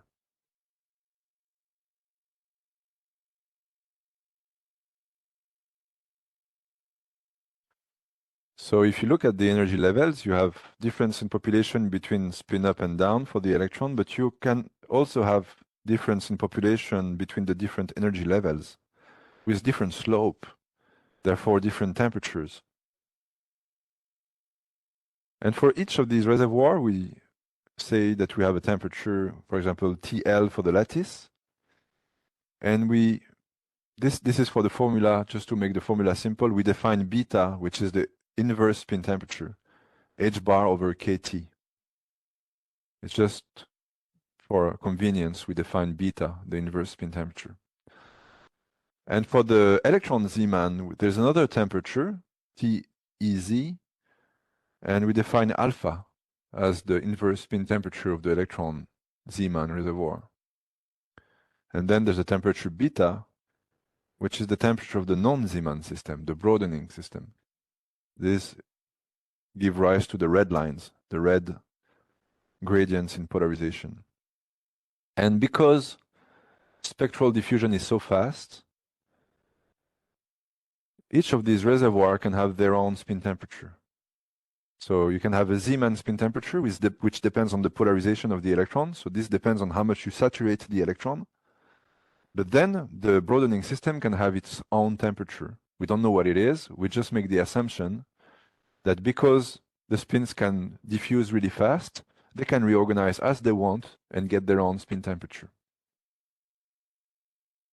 And that's the assumption made by Robotorov that I talked yesterday about. That was then confirmed and demonstrated in 2018 by Vega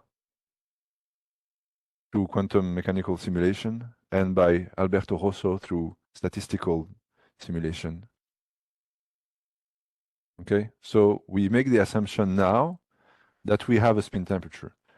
We don't make any assumption on the value of the spin temperature. We just say these reservoirs are sufficiently decoupled because they have different relaxation times, different dynamics, that they can have their own temperature. And then there is the term cooling, dynamic cooling.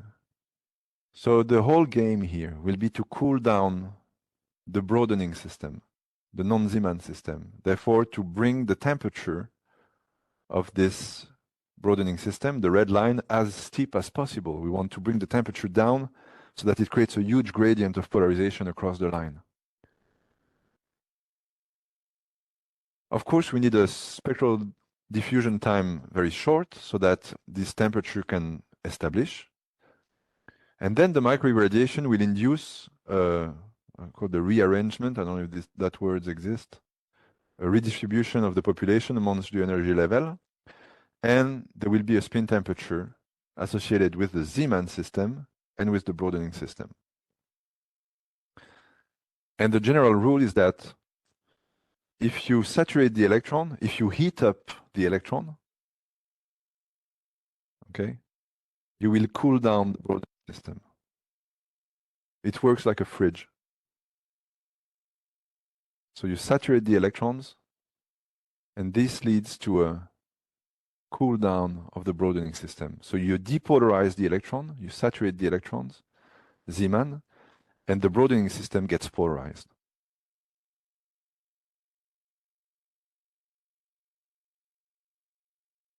So I go back on these two proofs that there is a line shape that behaves as described with a spin temperature.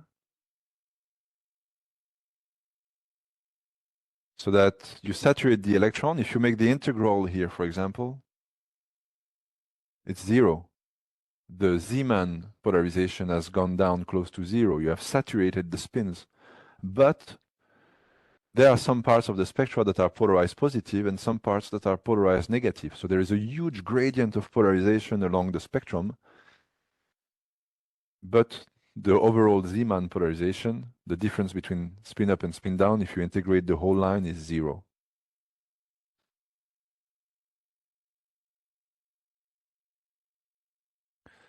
So that's dynamic cooling. That's the first part of the thermal mixing. You cool down the broadening system. And then you have thermal contact. And that's what people call cross effect. What is that? Just that some electron spins will exchange energy with the nuclear spins because they have the same energy difference. And therefore, the net gradient of polarization, or I should say of spin temperature, the spin temperature, will be transferred to the nuclear spins. So you can see, I mean, the proton have a big difference in frequency. Have a big frequency, so the difference in energy here leads to a big difference in population. So the protons will get more polarization than carbon, because carbon has a smaller gap. And so there's a smaller difference in population for carbon. So you can already see that the polarization will depend on the gamma. But the slope is the same. So it's the same spin temperature.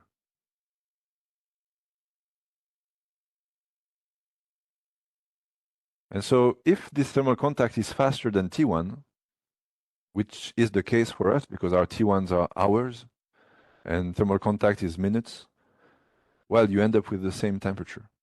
And all the spins end up with the same temperature. So what you'll find in the literature are some diagrams like this. They make a reservoir for the lattice, a ball or a square, and a reservoir for the electron, which is split into two reservoirs, Zeeman and broadening, with a spin temperature alpha and a spin temperature beta. And then what people assume is that the nuclear spin will eventually end up with the same beta as the non-Zeeman system. So the spin temperature of the nuclear spins will be the same as the spin temperature of the broadening system, because the thermal contact is sufficiently high. In our case, it's not that high. I mean, it takes some time. It takes minutes, tens of minutes, or hours sometimes, but it's faster than T1. So at the end, this turns out to be true, but only after some time. We need some time for the thermal contact to establish. Okay?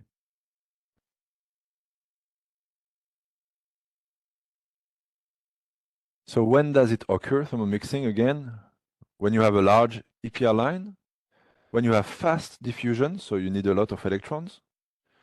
At low temperature, why? Because you want your electron T1 to be longer than the spectral spin diffusion. And you need some microwave irradiation to create this gradient of polarization that is then transferred spontaneously through thermal contact. How does it occur? So you have a high electron spin polarization, then you cool down the electron broadening system by saturating the Zeeman system. And then you have thermal contact that spontaneously transfers temperature from the Zeeman system to the spins, to all the spins. And if you like it or not, it will transfer polarization to all the spins. So if you look at, we looked at sodium, at deuterium, at the carbon, at lithium. It's all polarized with the same law of spin temperature. Yeah, question? Thing is, maybe you were about to mention it. Yeah. Proton with tritail. Yes, yes, that's a good counterexample. So when you polarize with a line that is not so broad, like tritial, you will do thermal mixing for carbon, nitrogen, yttrium, whatever, but not for protons, because the proton has a frequency that is bigger than the line width. So it's not true that all the nuclear spins get polarized. All the nuclear spins that have a frequency smaller than the width of the EPR line. So almost all the spins, except protons for some cases of narrow lines. Yeah.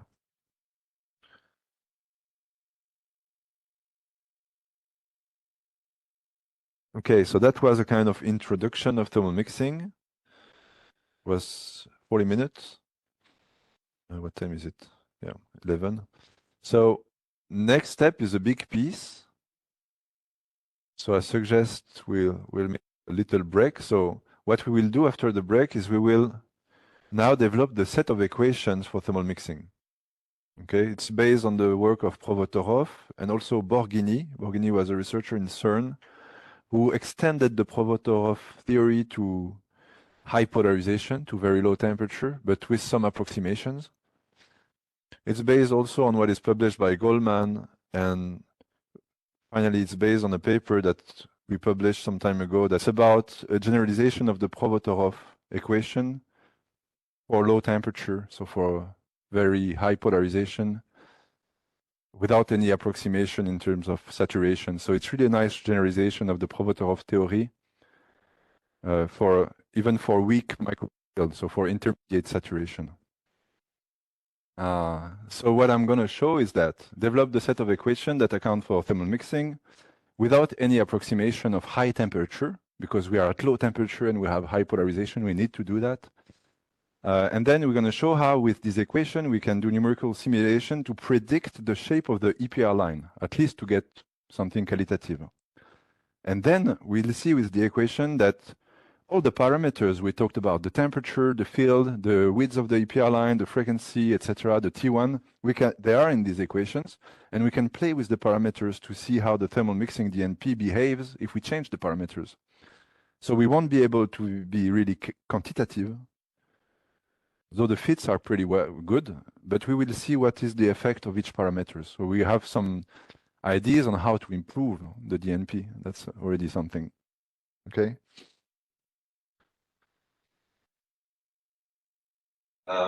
Okay, so the first thing I want to introduce is what Vega calls the bin notation. So the bin notation is just a way to digitize the EPR line. So instead of having a continuous EPR line, we have some points. And each points correspond to a packet of spin that has a specific frequency. A frequency omega I, because that's the bin I, and a frequency Fi. That's just a digitalization of the EPR line. Then we can calculate the center of gravity. We have center of gravity is omega 0, not omega I. And frequency of the radiation, we call it omega m for microwave. So this is the line. We have omega m microwave that can be any value. Omega 0 is the center of gravity. Omega I is the frequency of the bin I of amplitude Fi. There are, of course, many bins. And then you can define some delta. Delta 0m is the delta between the center of gravity and the microwave frequency. Delta 0I is the difference in frequency between the center of gravity and the bin that you are interested in. And delta IM is the difference in frequency between the microwave and the bin you're looking at. You can calculate the sum of the amplitude times the parameter d, d being the width in frequency between the bins, and you normalize that to 1. So you want to have a normalized EPR line. Then you define delta omega I, or you define omega 0, the center of gravity, in such a way that the sum of the delta times Fi is equal to 0. That's the definition of the center of gravity. Okay.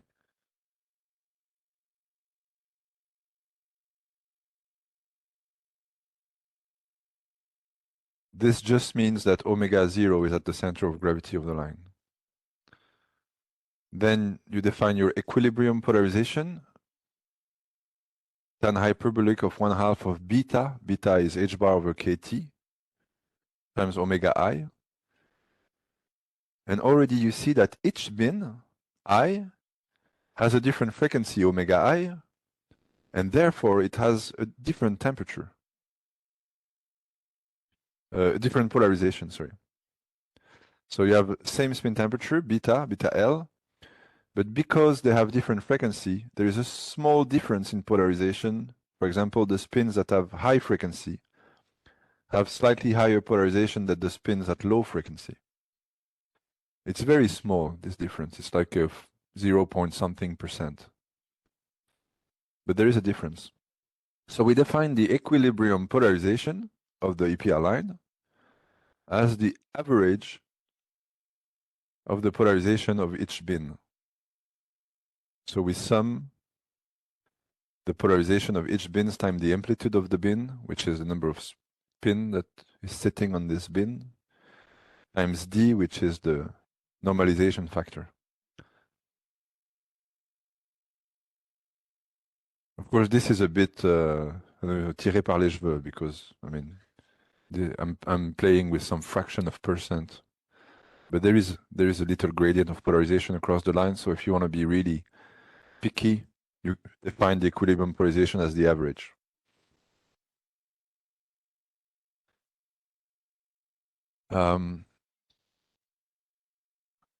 Then in the lab frame, you write down the Hamiltonian for the electron spin system, which is omega I, the frequency of the spin of the bin I, times Sz. You define a thermal equilibrium density operator, which is the exponential of minus beta L omega I Sz. So you don't make a high temperature approximation at that stage, and you can calculate then the energy, which is the trace of rho h over a trace of rho. So if you don't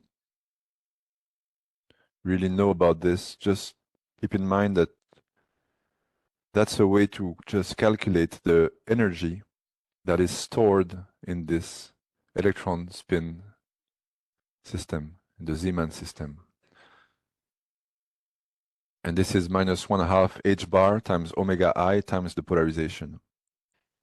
So the energy that is stored there depends on the energy of the transition, h bar omega, times the polarization. Okay. Depending on the polarization, you have more or less energy. If the polarization goes to 0, you have no energy. And if the polarization goes to 1, you have more energy, which is basically the number of spins times the quantum of energy of the transition h bar omega.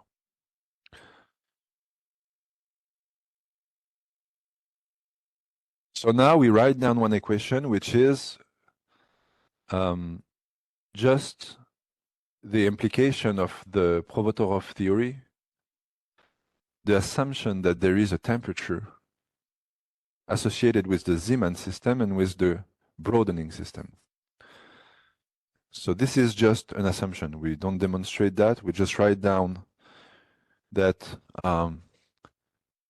the thermal equilibrium density operator can be described by the exponential of minus alpha m omega m sz. This is the spin temperature at the microwave frequency of the bin that we saturate, plus minus beta m delta I sz. Delta I is the delta Im, it's the difference in frequency between the bin I that you're interested in and the microwave frequency. And beta is the spin temperature associated with the broadening system. So you may notice that if alpha is equal to beta, then you just have omega m plus delta I, which ends up in being just omega I. So you just end up with the previous formula, which is that the thermal equilibrium density operator is exponential of minus beta omega I sz. So if the Zeeman system and the broadening system have the same spin temperature, it goes back to the very simple case where the known form of the density operator, density matrix. Yeah.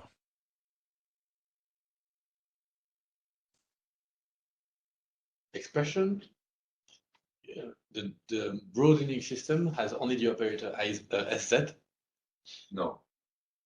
No. But what I see is sz.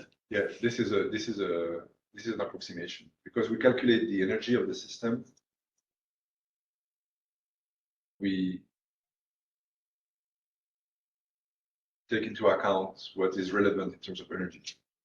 You could add some, the coupling with the nuclear spins, with the other electrons, which will be on the kilohertz or hundreds of kilohertz scale, whereas this is on the hundreds of megahertz or gigahertz scale.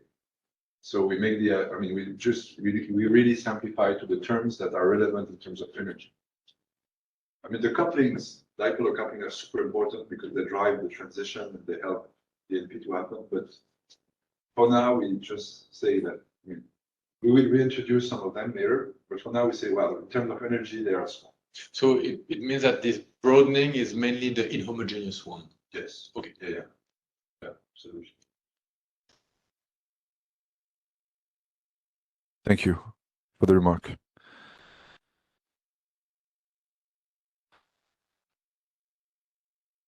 So now we do a transformation of frame. So we go to what we call the rotating frame. This is coming from Redfield's theory. So we go to a rotating frame that rotates at the frequency omega m, the microwave frequency. And so we can transform both the Hamiltonian and the density operator using this exact formula that are given by laws of quantum mechanics. And we can express both the Hamiltonian and the density matrix in this rotating frame. The density matrix doesn't change, but the Hamiltonian changes by a delta, which is omega m. So we go in the frame of the microwave, and therefore we remove the microwave frequency of the term in front of sz.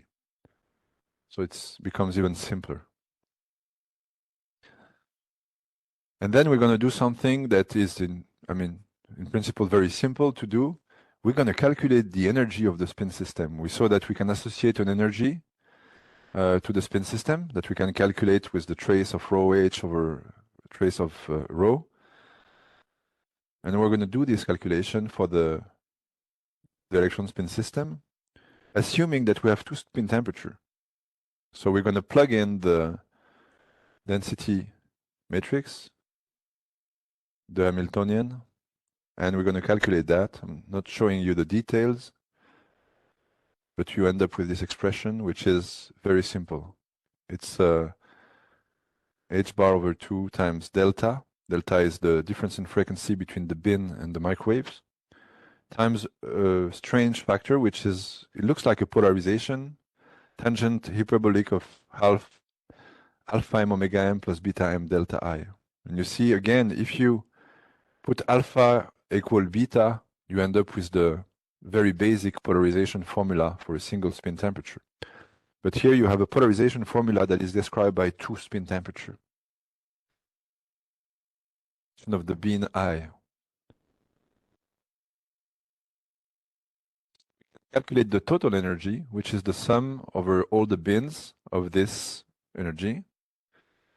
And we have here the calculation of the energy that is stored in the electron spin system, whatever spin temperature is associated with the Zeeman and broadening system.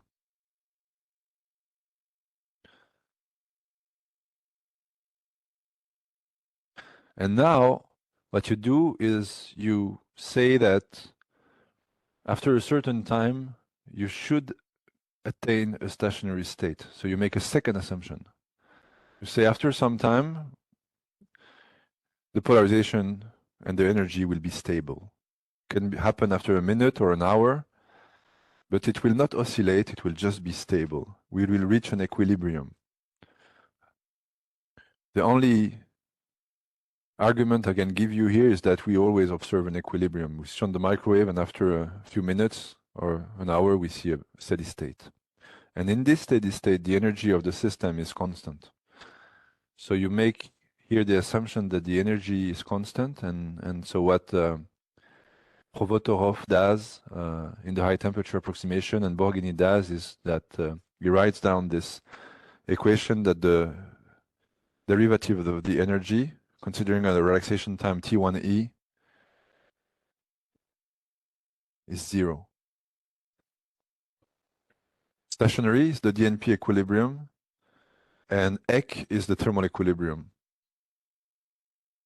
I should call PDNP and P thermal. That would be maybe better.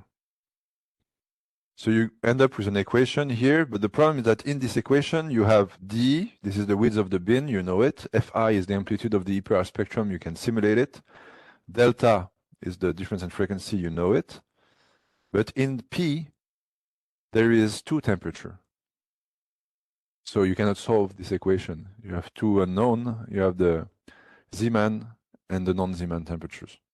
So you need another equation to solve it.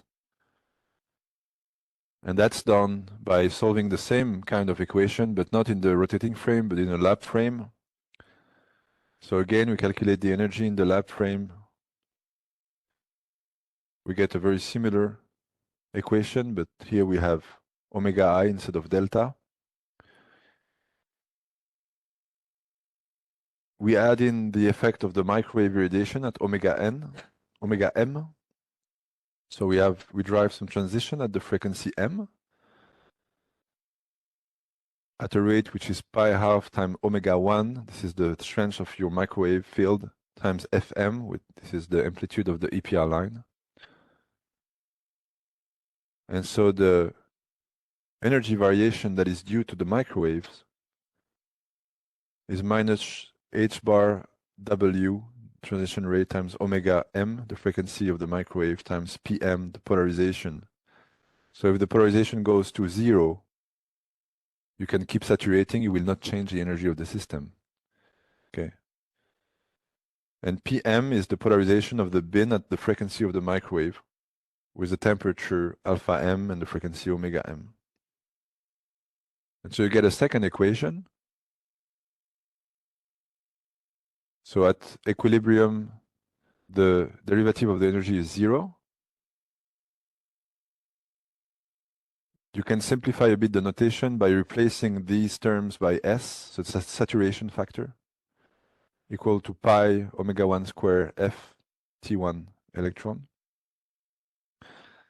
So the saturation factor tells you how much you saturate the EPR line. It depends on the microwave field, the ESR amplitude, the irradiation frequency, and the electron spin lattice relaxation time.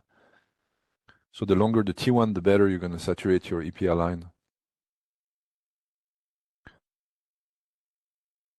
So you have at the end this set of 2 equations with only 2 unknowns, which are the alpha, the temperature of the Zeeman system, the inverse temperature of the Zeeman system, and beta, the temperature of the non-Zeeman system that is supposed to be transferred to the nuclear spins.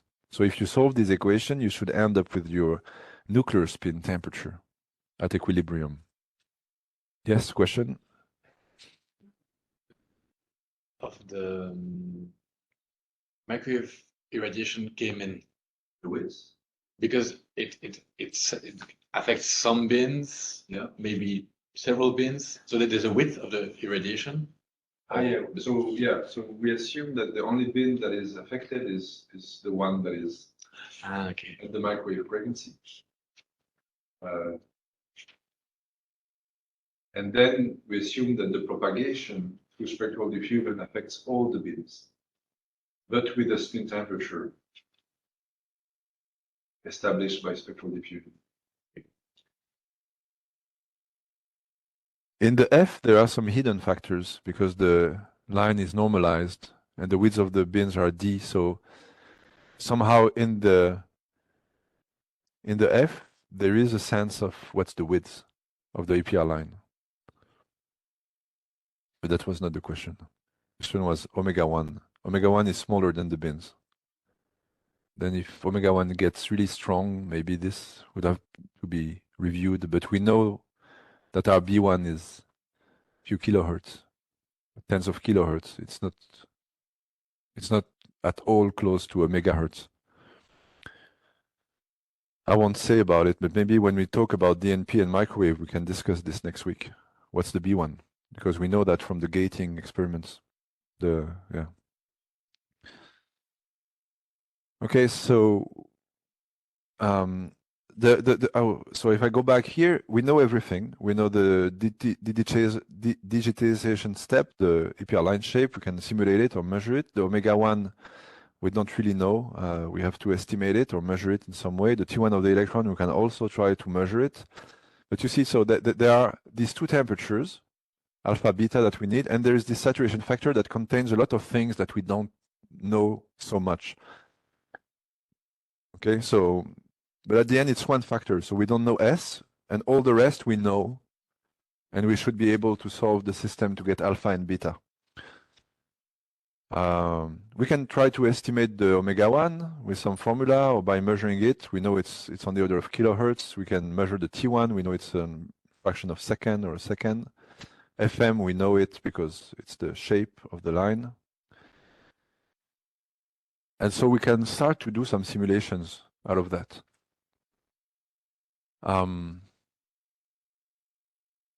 You see, we can solve the equation with Mathematica in that case, and we can get alpha and beta. We can plug it and again the P stat, so we know the polarization of the electron for each bin, and we can plot it. And when you plot it, you get this.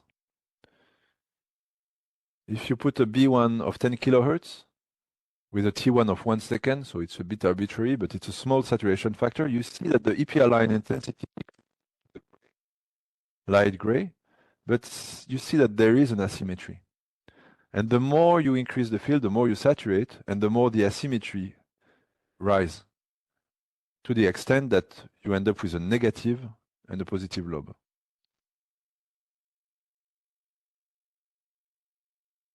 So this simulation were done for tempo at, so the spectrum was simulated with IZ spin at 5 Tesla, that's 140 gigahertz.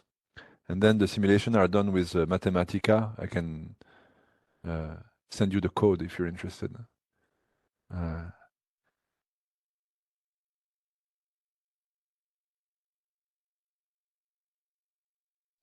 So, okay, good. We can calculate alpha and beta. We know the temperature of the Zeeman system, so how much we saturate, and we know how we cool down the broadening system. Just with two assumptions. There is a temperature that exists. We have to accept that, and energy is conserved. I mean, energy is, no, not energy is conserved. Energy ends up in a stationary state. That was the two main assumptions that we did. There is a stationary state, and there is an existence of a spin temperature. But then we need another assumption, which is the assumption that thermal contact is active, cross effect is active, so that the polarization, or say the spin temperature of the broadening system, is transferred to the nuclear spins.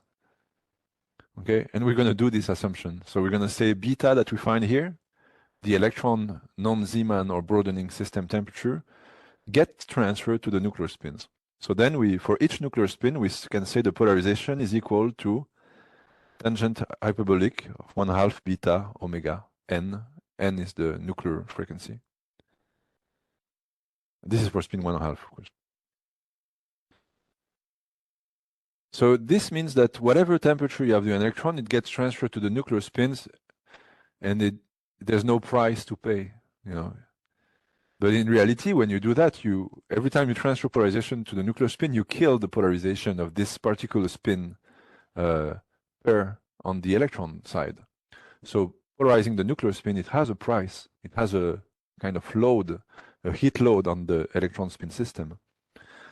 So the equation I derived are fundamentally wrong. We have to complexify the equation to put the nuclear spins. We could even put the dipolar system, but it's again much smaller than the nuclear spins because it's less electrons and the couplings are on the order of a megahertz. So let's not do that. Let's only do it for the nuclear spins. So if you do it for the nuclear spin, you have to change the Hamiltonian, add the nuclear spin. You have to change the density matrix, add the nuclear spin, and redo the whole thing. And if you redo the whole thing, you end up with some additional terms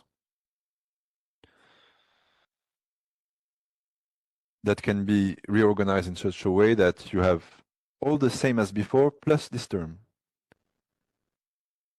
that contains the T1 of electron and nuclear spin, the number of nuclear and electron spins, omega of the nuclear spin, and the difference in polarization between the DNP state and the thermal state. I mean, you could neglect the P equilibrium, basically. So it's like this. So this leakage factor describes how much energy is lost to the nuclear spins, how much polarization is given to the nuclear spin.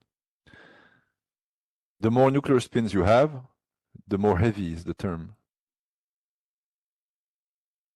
The bigger omega is, the bigger is the term. So this already gives you a flavor that if you put a lot of spins with big omega, it will have an impact on your DNP dynamic and on the final state. It will create a leakage of the polarization. Okay? Now, we're lucky because this leakage is not so high. Why? Because the T1 of the nuclear spin is super long. So this is usually very small. But imagine you have some iron or some gadolinium that creates some strong paramagnetic relaxation on the nuclear spin. This can become a bit stronger.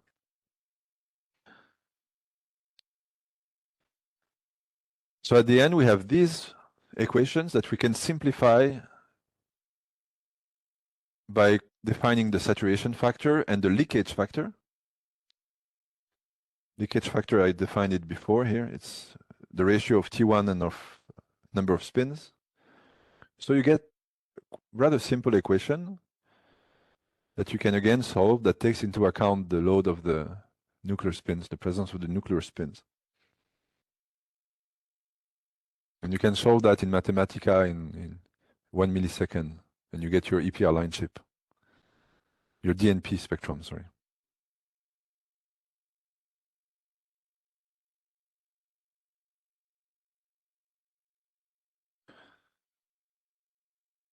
Okay, we have to add a correction factor of the T1n. The T1n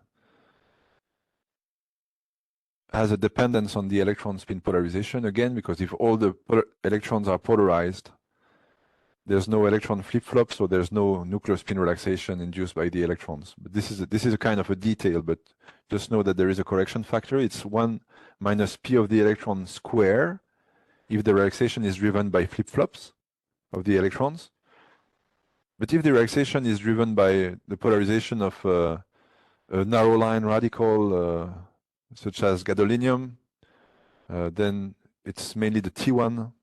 It's not the flip-flop, so it's more like 1 minus p stationary state minus p equilibrium. And there is some debate around this term, a lot of mistakes in the paper, including mine, so please don't be too hard. Just forget about it for now. Yeah. Yeah. It's a T1 that is not due to the electrons that we consider in thermal mixing. Yes, it's supposed to be the T1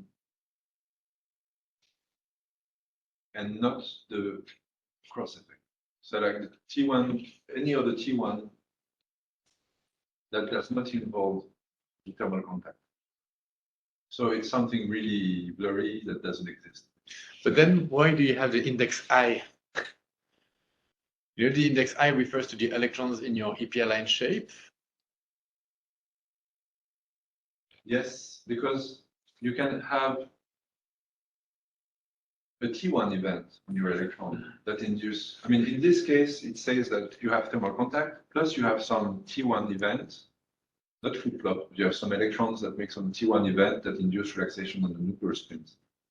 And here I don't add any other source of relaxation, but I mean, I should add oxygen. And but this is anyway, you include it, but this is nothing. This is usually something that we can really safely neglect. This leakage is, except if you have a lot of protons, like high concentration of protons, you might start to see the effect. And I'll show some figures about that in the DNP section.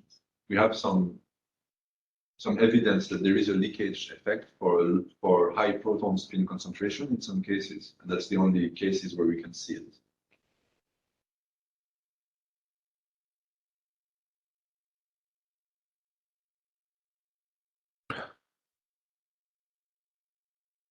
Feel free to interrupt if you have questions. The fact that there are so little questions, I feel like you're dead. I caused your death by equation. It's not death by meeting, it's death by equations. So wait, please just interrupt if you have a question.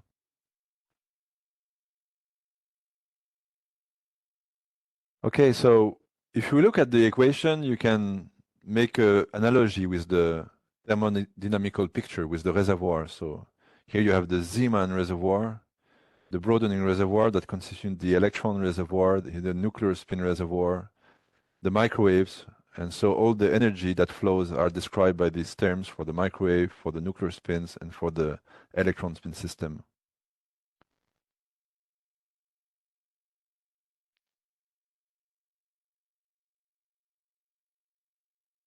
So it's a bit simplistic, but it's a nice way to see it. So you shine microwave, you saturate the Zeeman, this cools down the broadening system that is in contact with all the nuclear spins that have a frequency smaller than the broadening.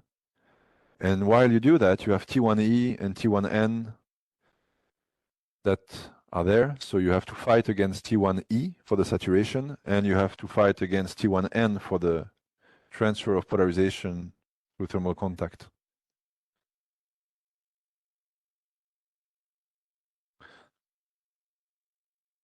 So the application of microwave radiation cools down the electron system, but we have to be careful because at the same time we heat up the lattice. I mean, we put tens of milliwatts in a 1 Kelvin helium bath, and this increases a bit the temperature of the helium bath and also of the sample. And so when you heat up, what you do is you decrease the electron polarization, the thermal equilibrium polarization. When you heat up, the T1 of the electron may become faster.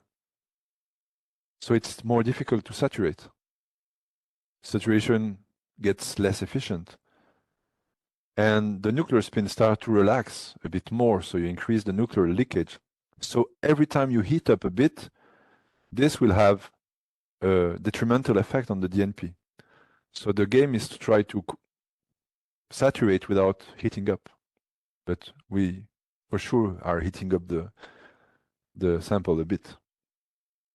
But so you have to be careful about the cooling power of your system, the microwave penetration in the sample. You don't want to heat up the cavity, you want to saturate the electrons.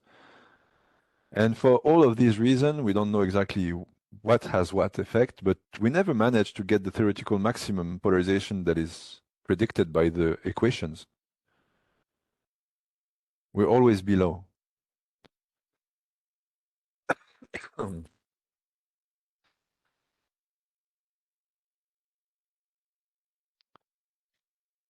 However, we can get quantitative fitting of the DNP spectra with a small number of parameters. So line shape we know, relaxation times we can measure. The T temperature of the sample, we can assume that there's no heating but I mean, it's hard to measure when there is heating of the sample. Omega-1, it's more difficult. We don't know the field strength, though now we can do some experiments to measure it, so we have an idea what it is. But even without having a very quantitative, I mean, the equation can tell us a lot about what we have to be careful of. We have to avoid unnecessary leakage. And that's why we put only 10% proton in the sample. We don't want 100% proton. We don't want to have huge proton leakage, because leakage goes with gamma, with omega. And protons have the highest omega.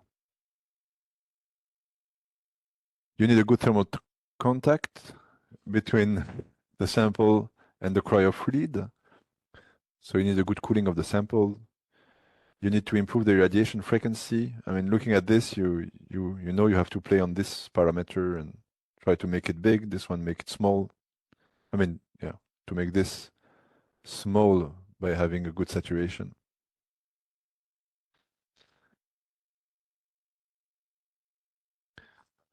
Yes, question? Ewoud?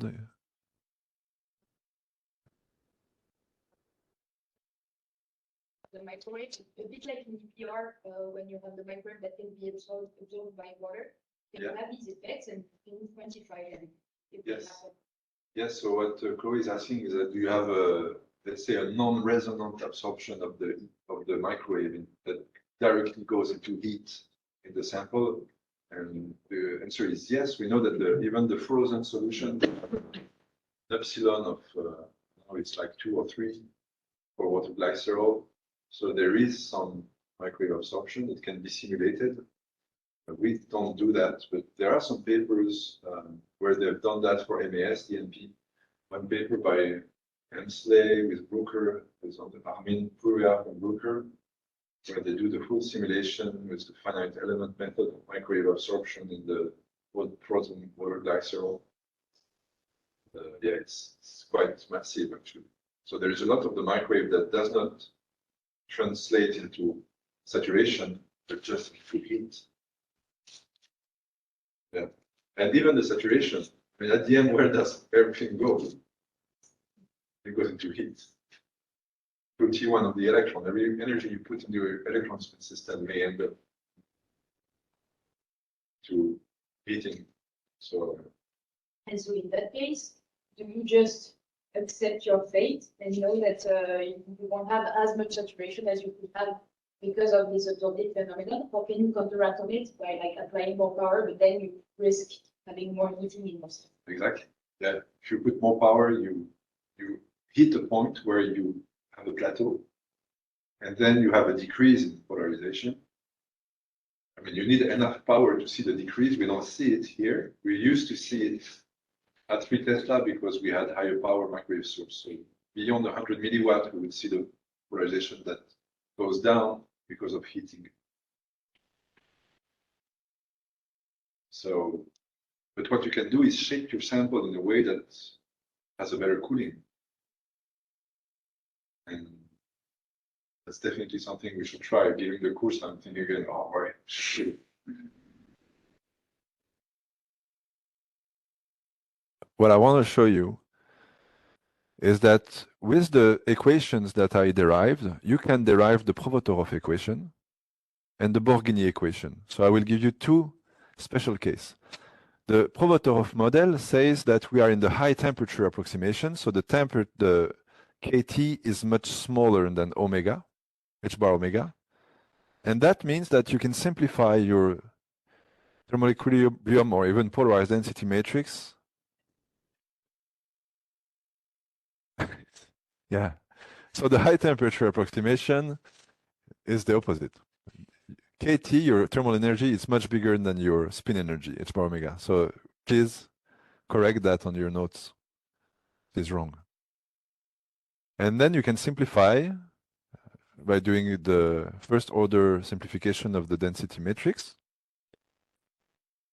And you can do the whole calculation again. It simplifies everything a lot. For example, the polarization is not a tangent hyperbolic anymore, it's just h bar omega over 2 KT. That's the simplification that was done by Provotorov. Why? Because he didn't have Mathematica. he had to do the calculation, so it was really hard to calculate the equation without like good computer. So everything can be simplified. The polarization of the bin I in the stationary DNP state, the polarization at thermal equilibrium with beta L, the lattice temperature, etc., etc. So you do all the simplification, you plug that into the equation, and you find some simpler equation where all the tangent hyperbolic has disappeared. Then you make the approximation that your line is a Gaussian line. Of course, it's not the case, but that's the simplification that was done because, again, Provotorov didn't have a digitized bins on a computer, so he had to do things by hand. And there you get the second moment of the EPR line, which is equal to this by definition. And you have a lot, I mean, I will not go into detail. You have a lot of simplification. You know the center of gravity, you know delta M0, etc., etc. So you can play a bit with the equation and replace all the sums by more simple terms. Omega 0, delta M0, so the shift between the microwave and the center, and the d, which is the width square of the line. And if you do that, you can simplify that into a single equation. It works, I did it, I promise. It's in my thesis, and you get the Provotorov equation,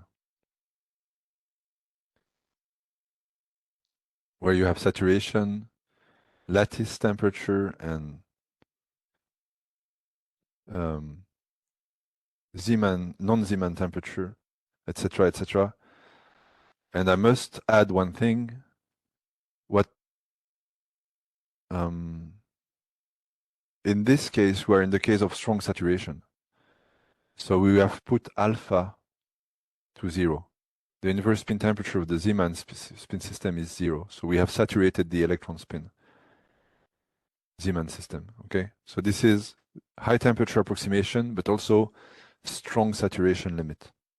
And it works. We can do the simplification. We get to it.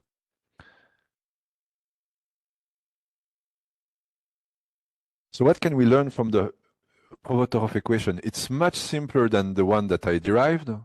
It has some approximation, but still it's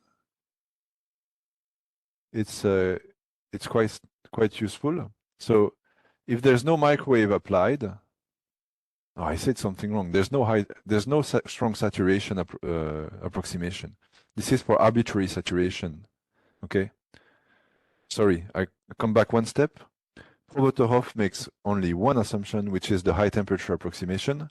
It's Borghini who will make the strong saturation assumption. So forget about it. So if we have no saturation and we put S equal to 0, what we find is beta M equal beta L. So we are at the lattice temperature. Nothing changes. That's good. If S goes to infinite, we end up with this equation. So that's in the limit where we have enough power to attain the maximum polarization. We can calculate the beta M, and it's equal to that. So it depends on delta M0, so the shift in frequency with respect to the center of gravity.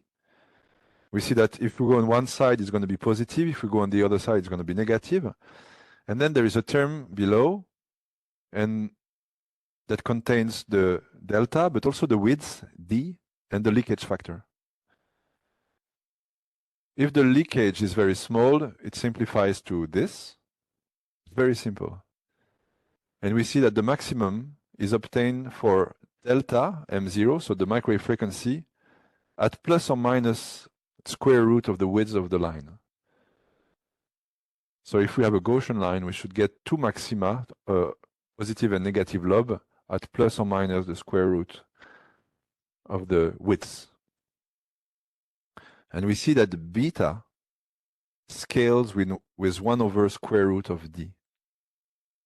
This means that if the width of the EPR line gets broader and broader, we get a higher spin temperature and less polarization. So if your line is broad, too broad, you get less DNP. So you want a narrow line, but not too narrow because you want the line to be broader than the NMR frequency. So the ideal case for thermal mixing would be to have a line that is 300 megahertz width at 7 Tesla. Unfortunately, tempo is more like 500. So it would be nice to find a better radical. Maybe nitrogen 15 labeled tempo would be better. Maybe other radicals. But we know that tempo is not yet optimal in that sense. So that was the Salomon equation, simplification. Now we can do the same and find the Borghini model from 68. Borghini tried to derive the equation without high temperature approximation, and he realized that it was too hard to solve. So he said, well, I have an infinite microwave field, so I have full saturation. And then you simplify the equation greatly. And this, he managed to solve it. And again, if we do that on our equations, we end up with the Borghini equation. You can have a look at the paper here. So this set of equations will provide a way to account for the DNP spectrum line shape. I give you a preview here, for example, at 3 Tesla or 5 Tesla. The points are the carbon polarization versus frequency. The dark black lines are the DNP enhancement simulated with the Borghini model. So that's full saturation. So that's what you should get if you were able to saturate the EPR line totally, I mean the Z-man, without heating. We know that there is a lot of room for improvement. We're far from the optimum, like a factor 2 or 3. Then the dashed line is the one where I introduce some nuclear leakage. I put the proton concentration, the proton gamma, the proton T1, and I get this. And then I use the whole model with the partial saturation. For example, if we shine microwave outside of the EPR spectrum, the saturation is 0. That makes sense. So we have no DNP enhancement. And once we enter in the EPR spectrum, we start to have some enhancement. But the enhancement depends on how much we are able to saturate, which depends on the EPR intensity. So you end up with some spectra that look more and more like the DNP spectrum, and there are only three parameters, the saturation factor and the leakage. They are the two parameters that we can play on. The rest is just all determined by the ESR line shape and the delta and etc. And it can be solved in 10 milliseconds on Mathematica. And nobody cares.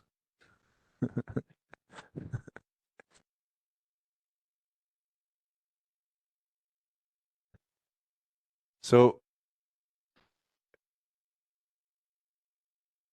on Wednesday morning, no, it's Thursday morning, we'll do the DNP session with Quentin, and we'll observe a lot of things, and it will be nice to try to correlate what we observe with what we've seen now. So keep in mind of this effect of T1, of the microwave power, of the temperature, and we might be able to make some link in real time during the session.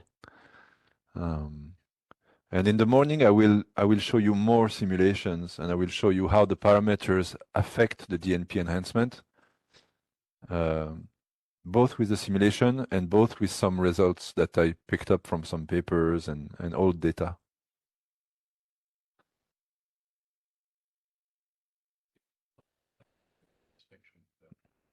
Yeah, no. But I will show some. I mean, I have some pictures of microwave spectra.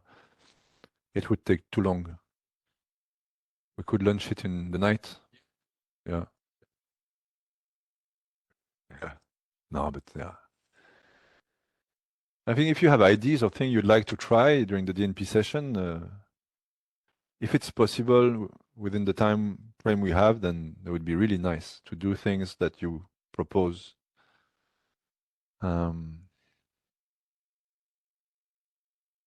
Okay, I think it's the last slide. So we can have some time for question. It's 12 and we can finish a bit earlier maybe than. The questions, remember the 3 questions we had 1 hour ago, 1 hour and a half? Yeah. That you said I will explain everything and it will be clear. We can come back Yes. to this question. Yeah, you can come back to questions that I might not have I'm sure answered. what they were, but maybe they are answered, maybe they're not. Yeah. It's promising.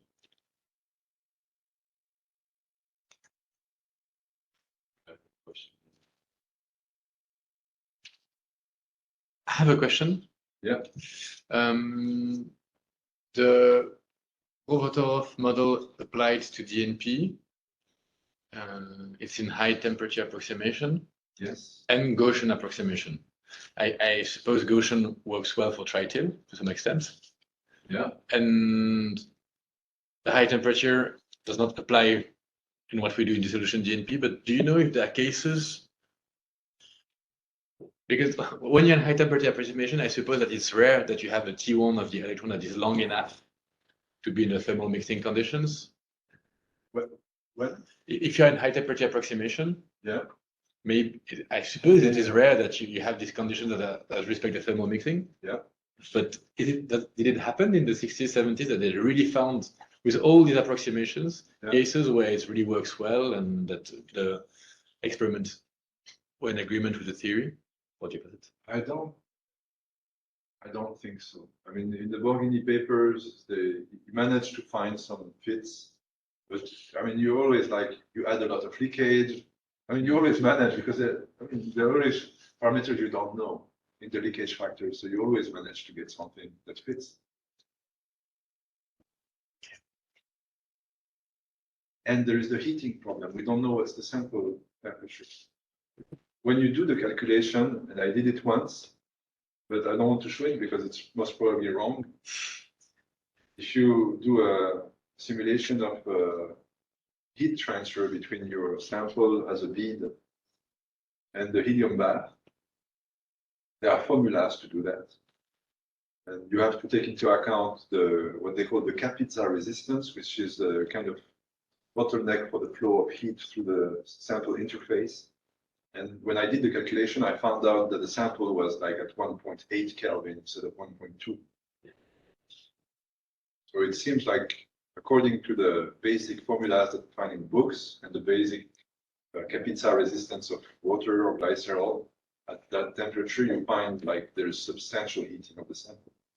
But I don't trust myself, so I don't want to. I think we should find a way to measure the sample temperature. Maybe we find a trick to do it with the gating experiment, so with maybe with the. Matthias Ernst has done it. There was a poster at Euroma, and he's going to release a paper soon, but measuring the T1 of the electron with LOD. But the T1 of the electron does not depend much of temperature from temperature. They show that the sample temperature goes to like 10, 20 Kelvin in the sample. Okay, but it's a special case. I don't know. Yeah. It's not in a helium bath. It is. Oh, yeah. So when I saw this, I'm like, oh, what always say is wrong then. I mean, if it was 20 Kelvin, you would get 80% photon polarization. Does that make sense? Mm-hmm. Yeah. So they would get high polarization despite the fact that the sample was measured to be at 20 Kelvin. I'm waiting for the paper. Interesting. I mean, there are ways to measure the sample temperature, looking at, for example, relaxation times of metal ions. Maybe we can find a way to do it. Of course, nobody will ever care about it. It's a nice thing to do.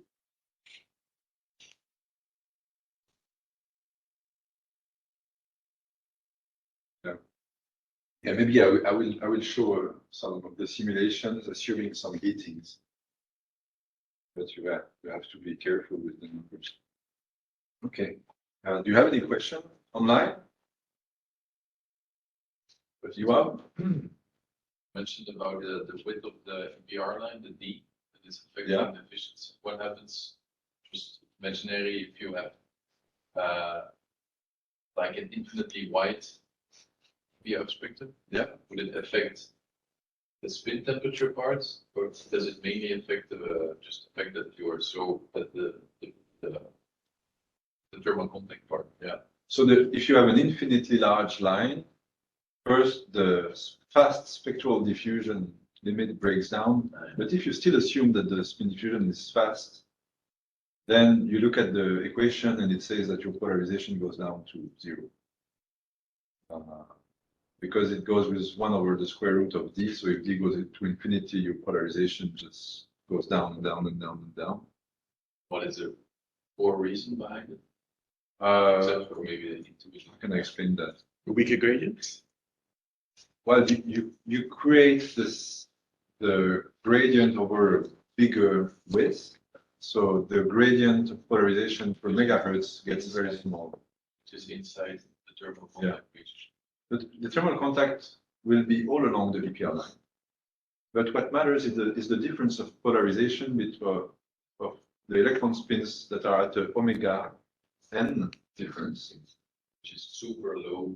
It's super low because if your line gets very broad, the gradients per megahertz gets very small. And I guess that's one way to see it.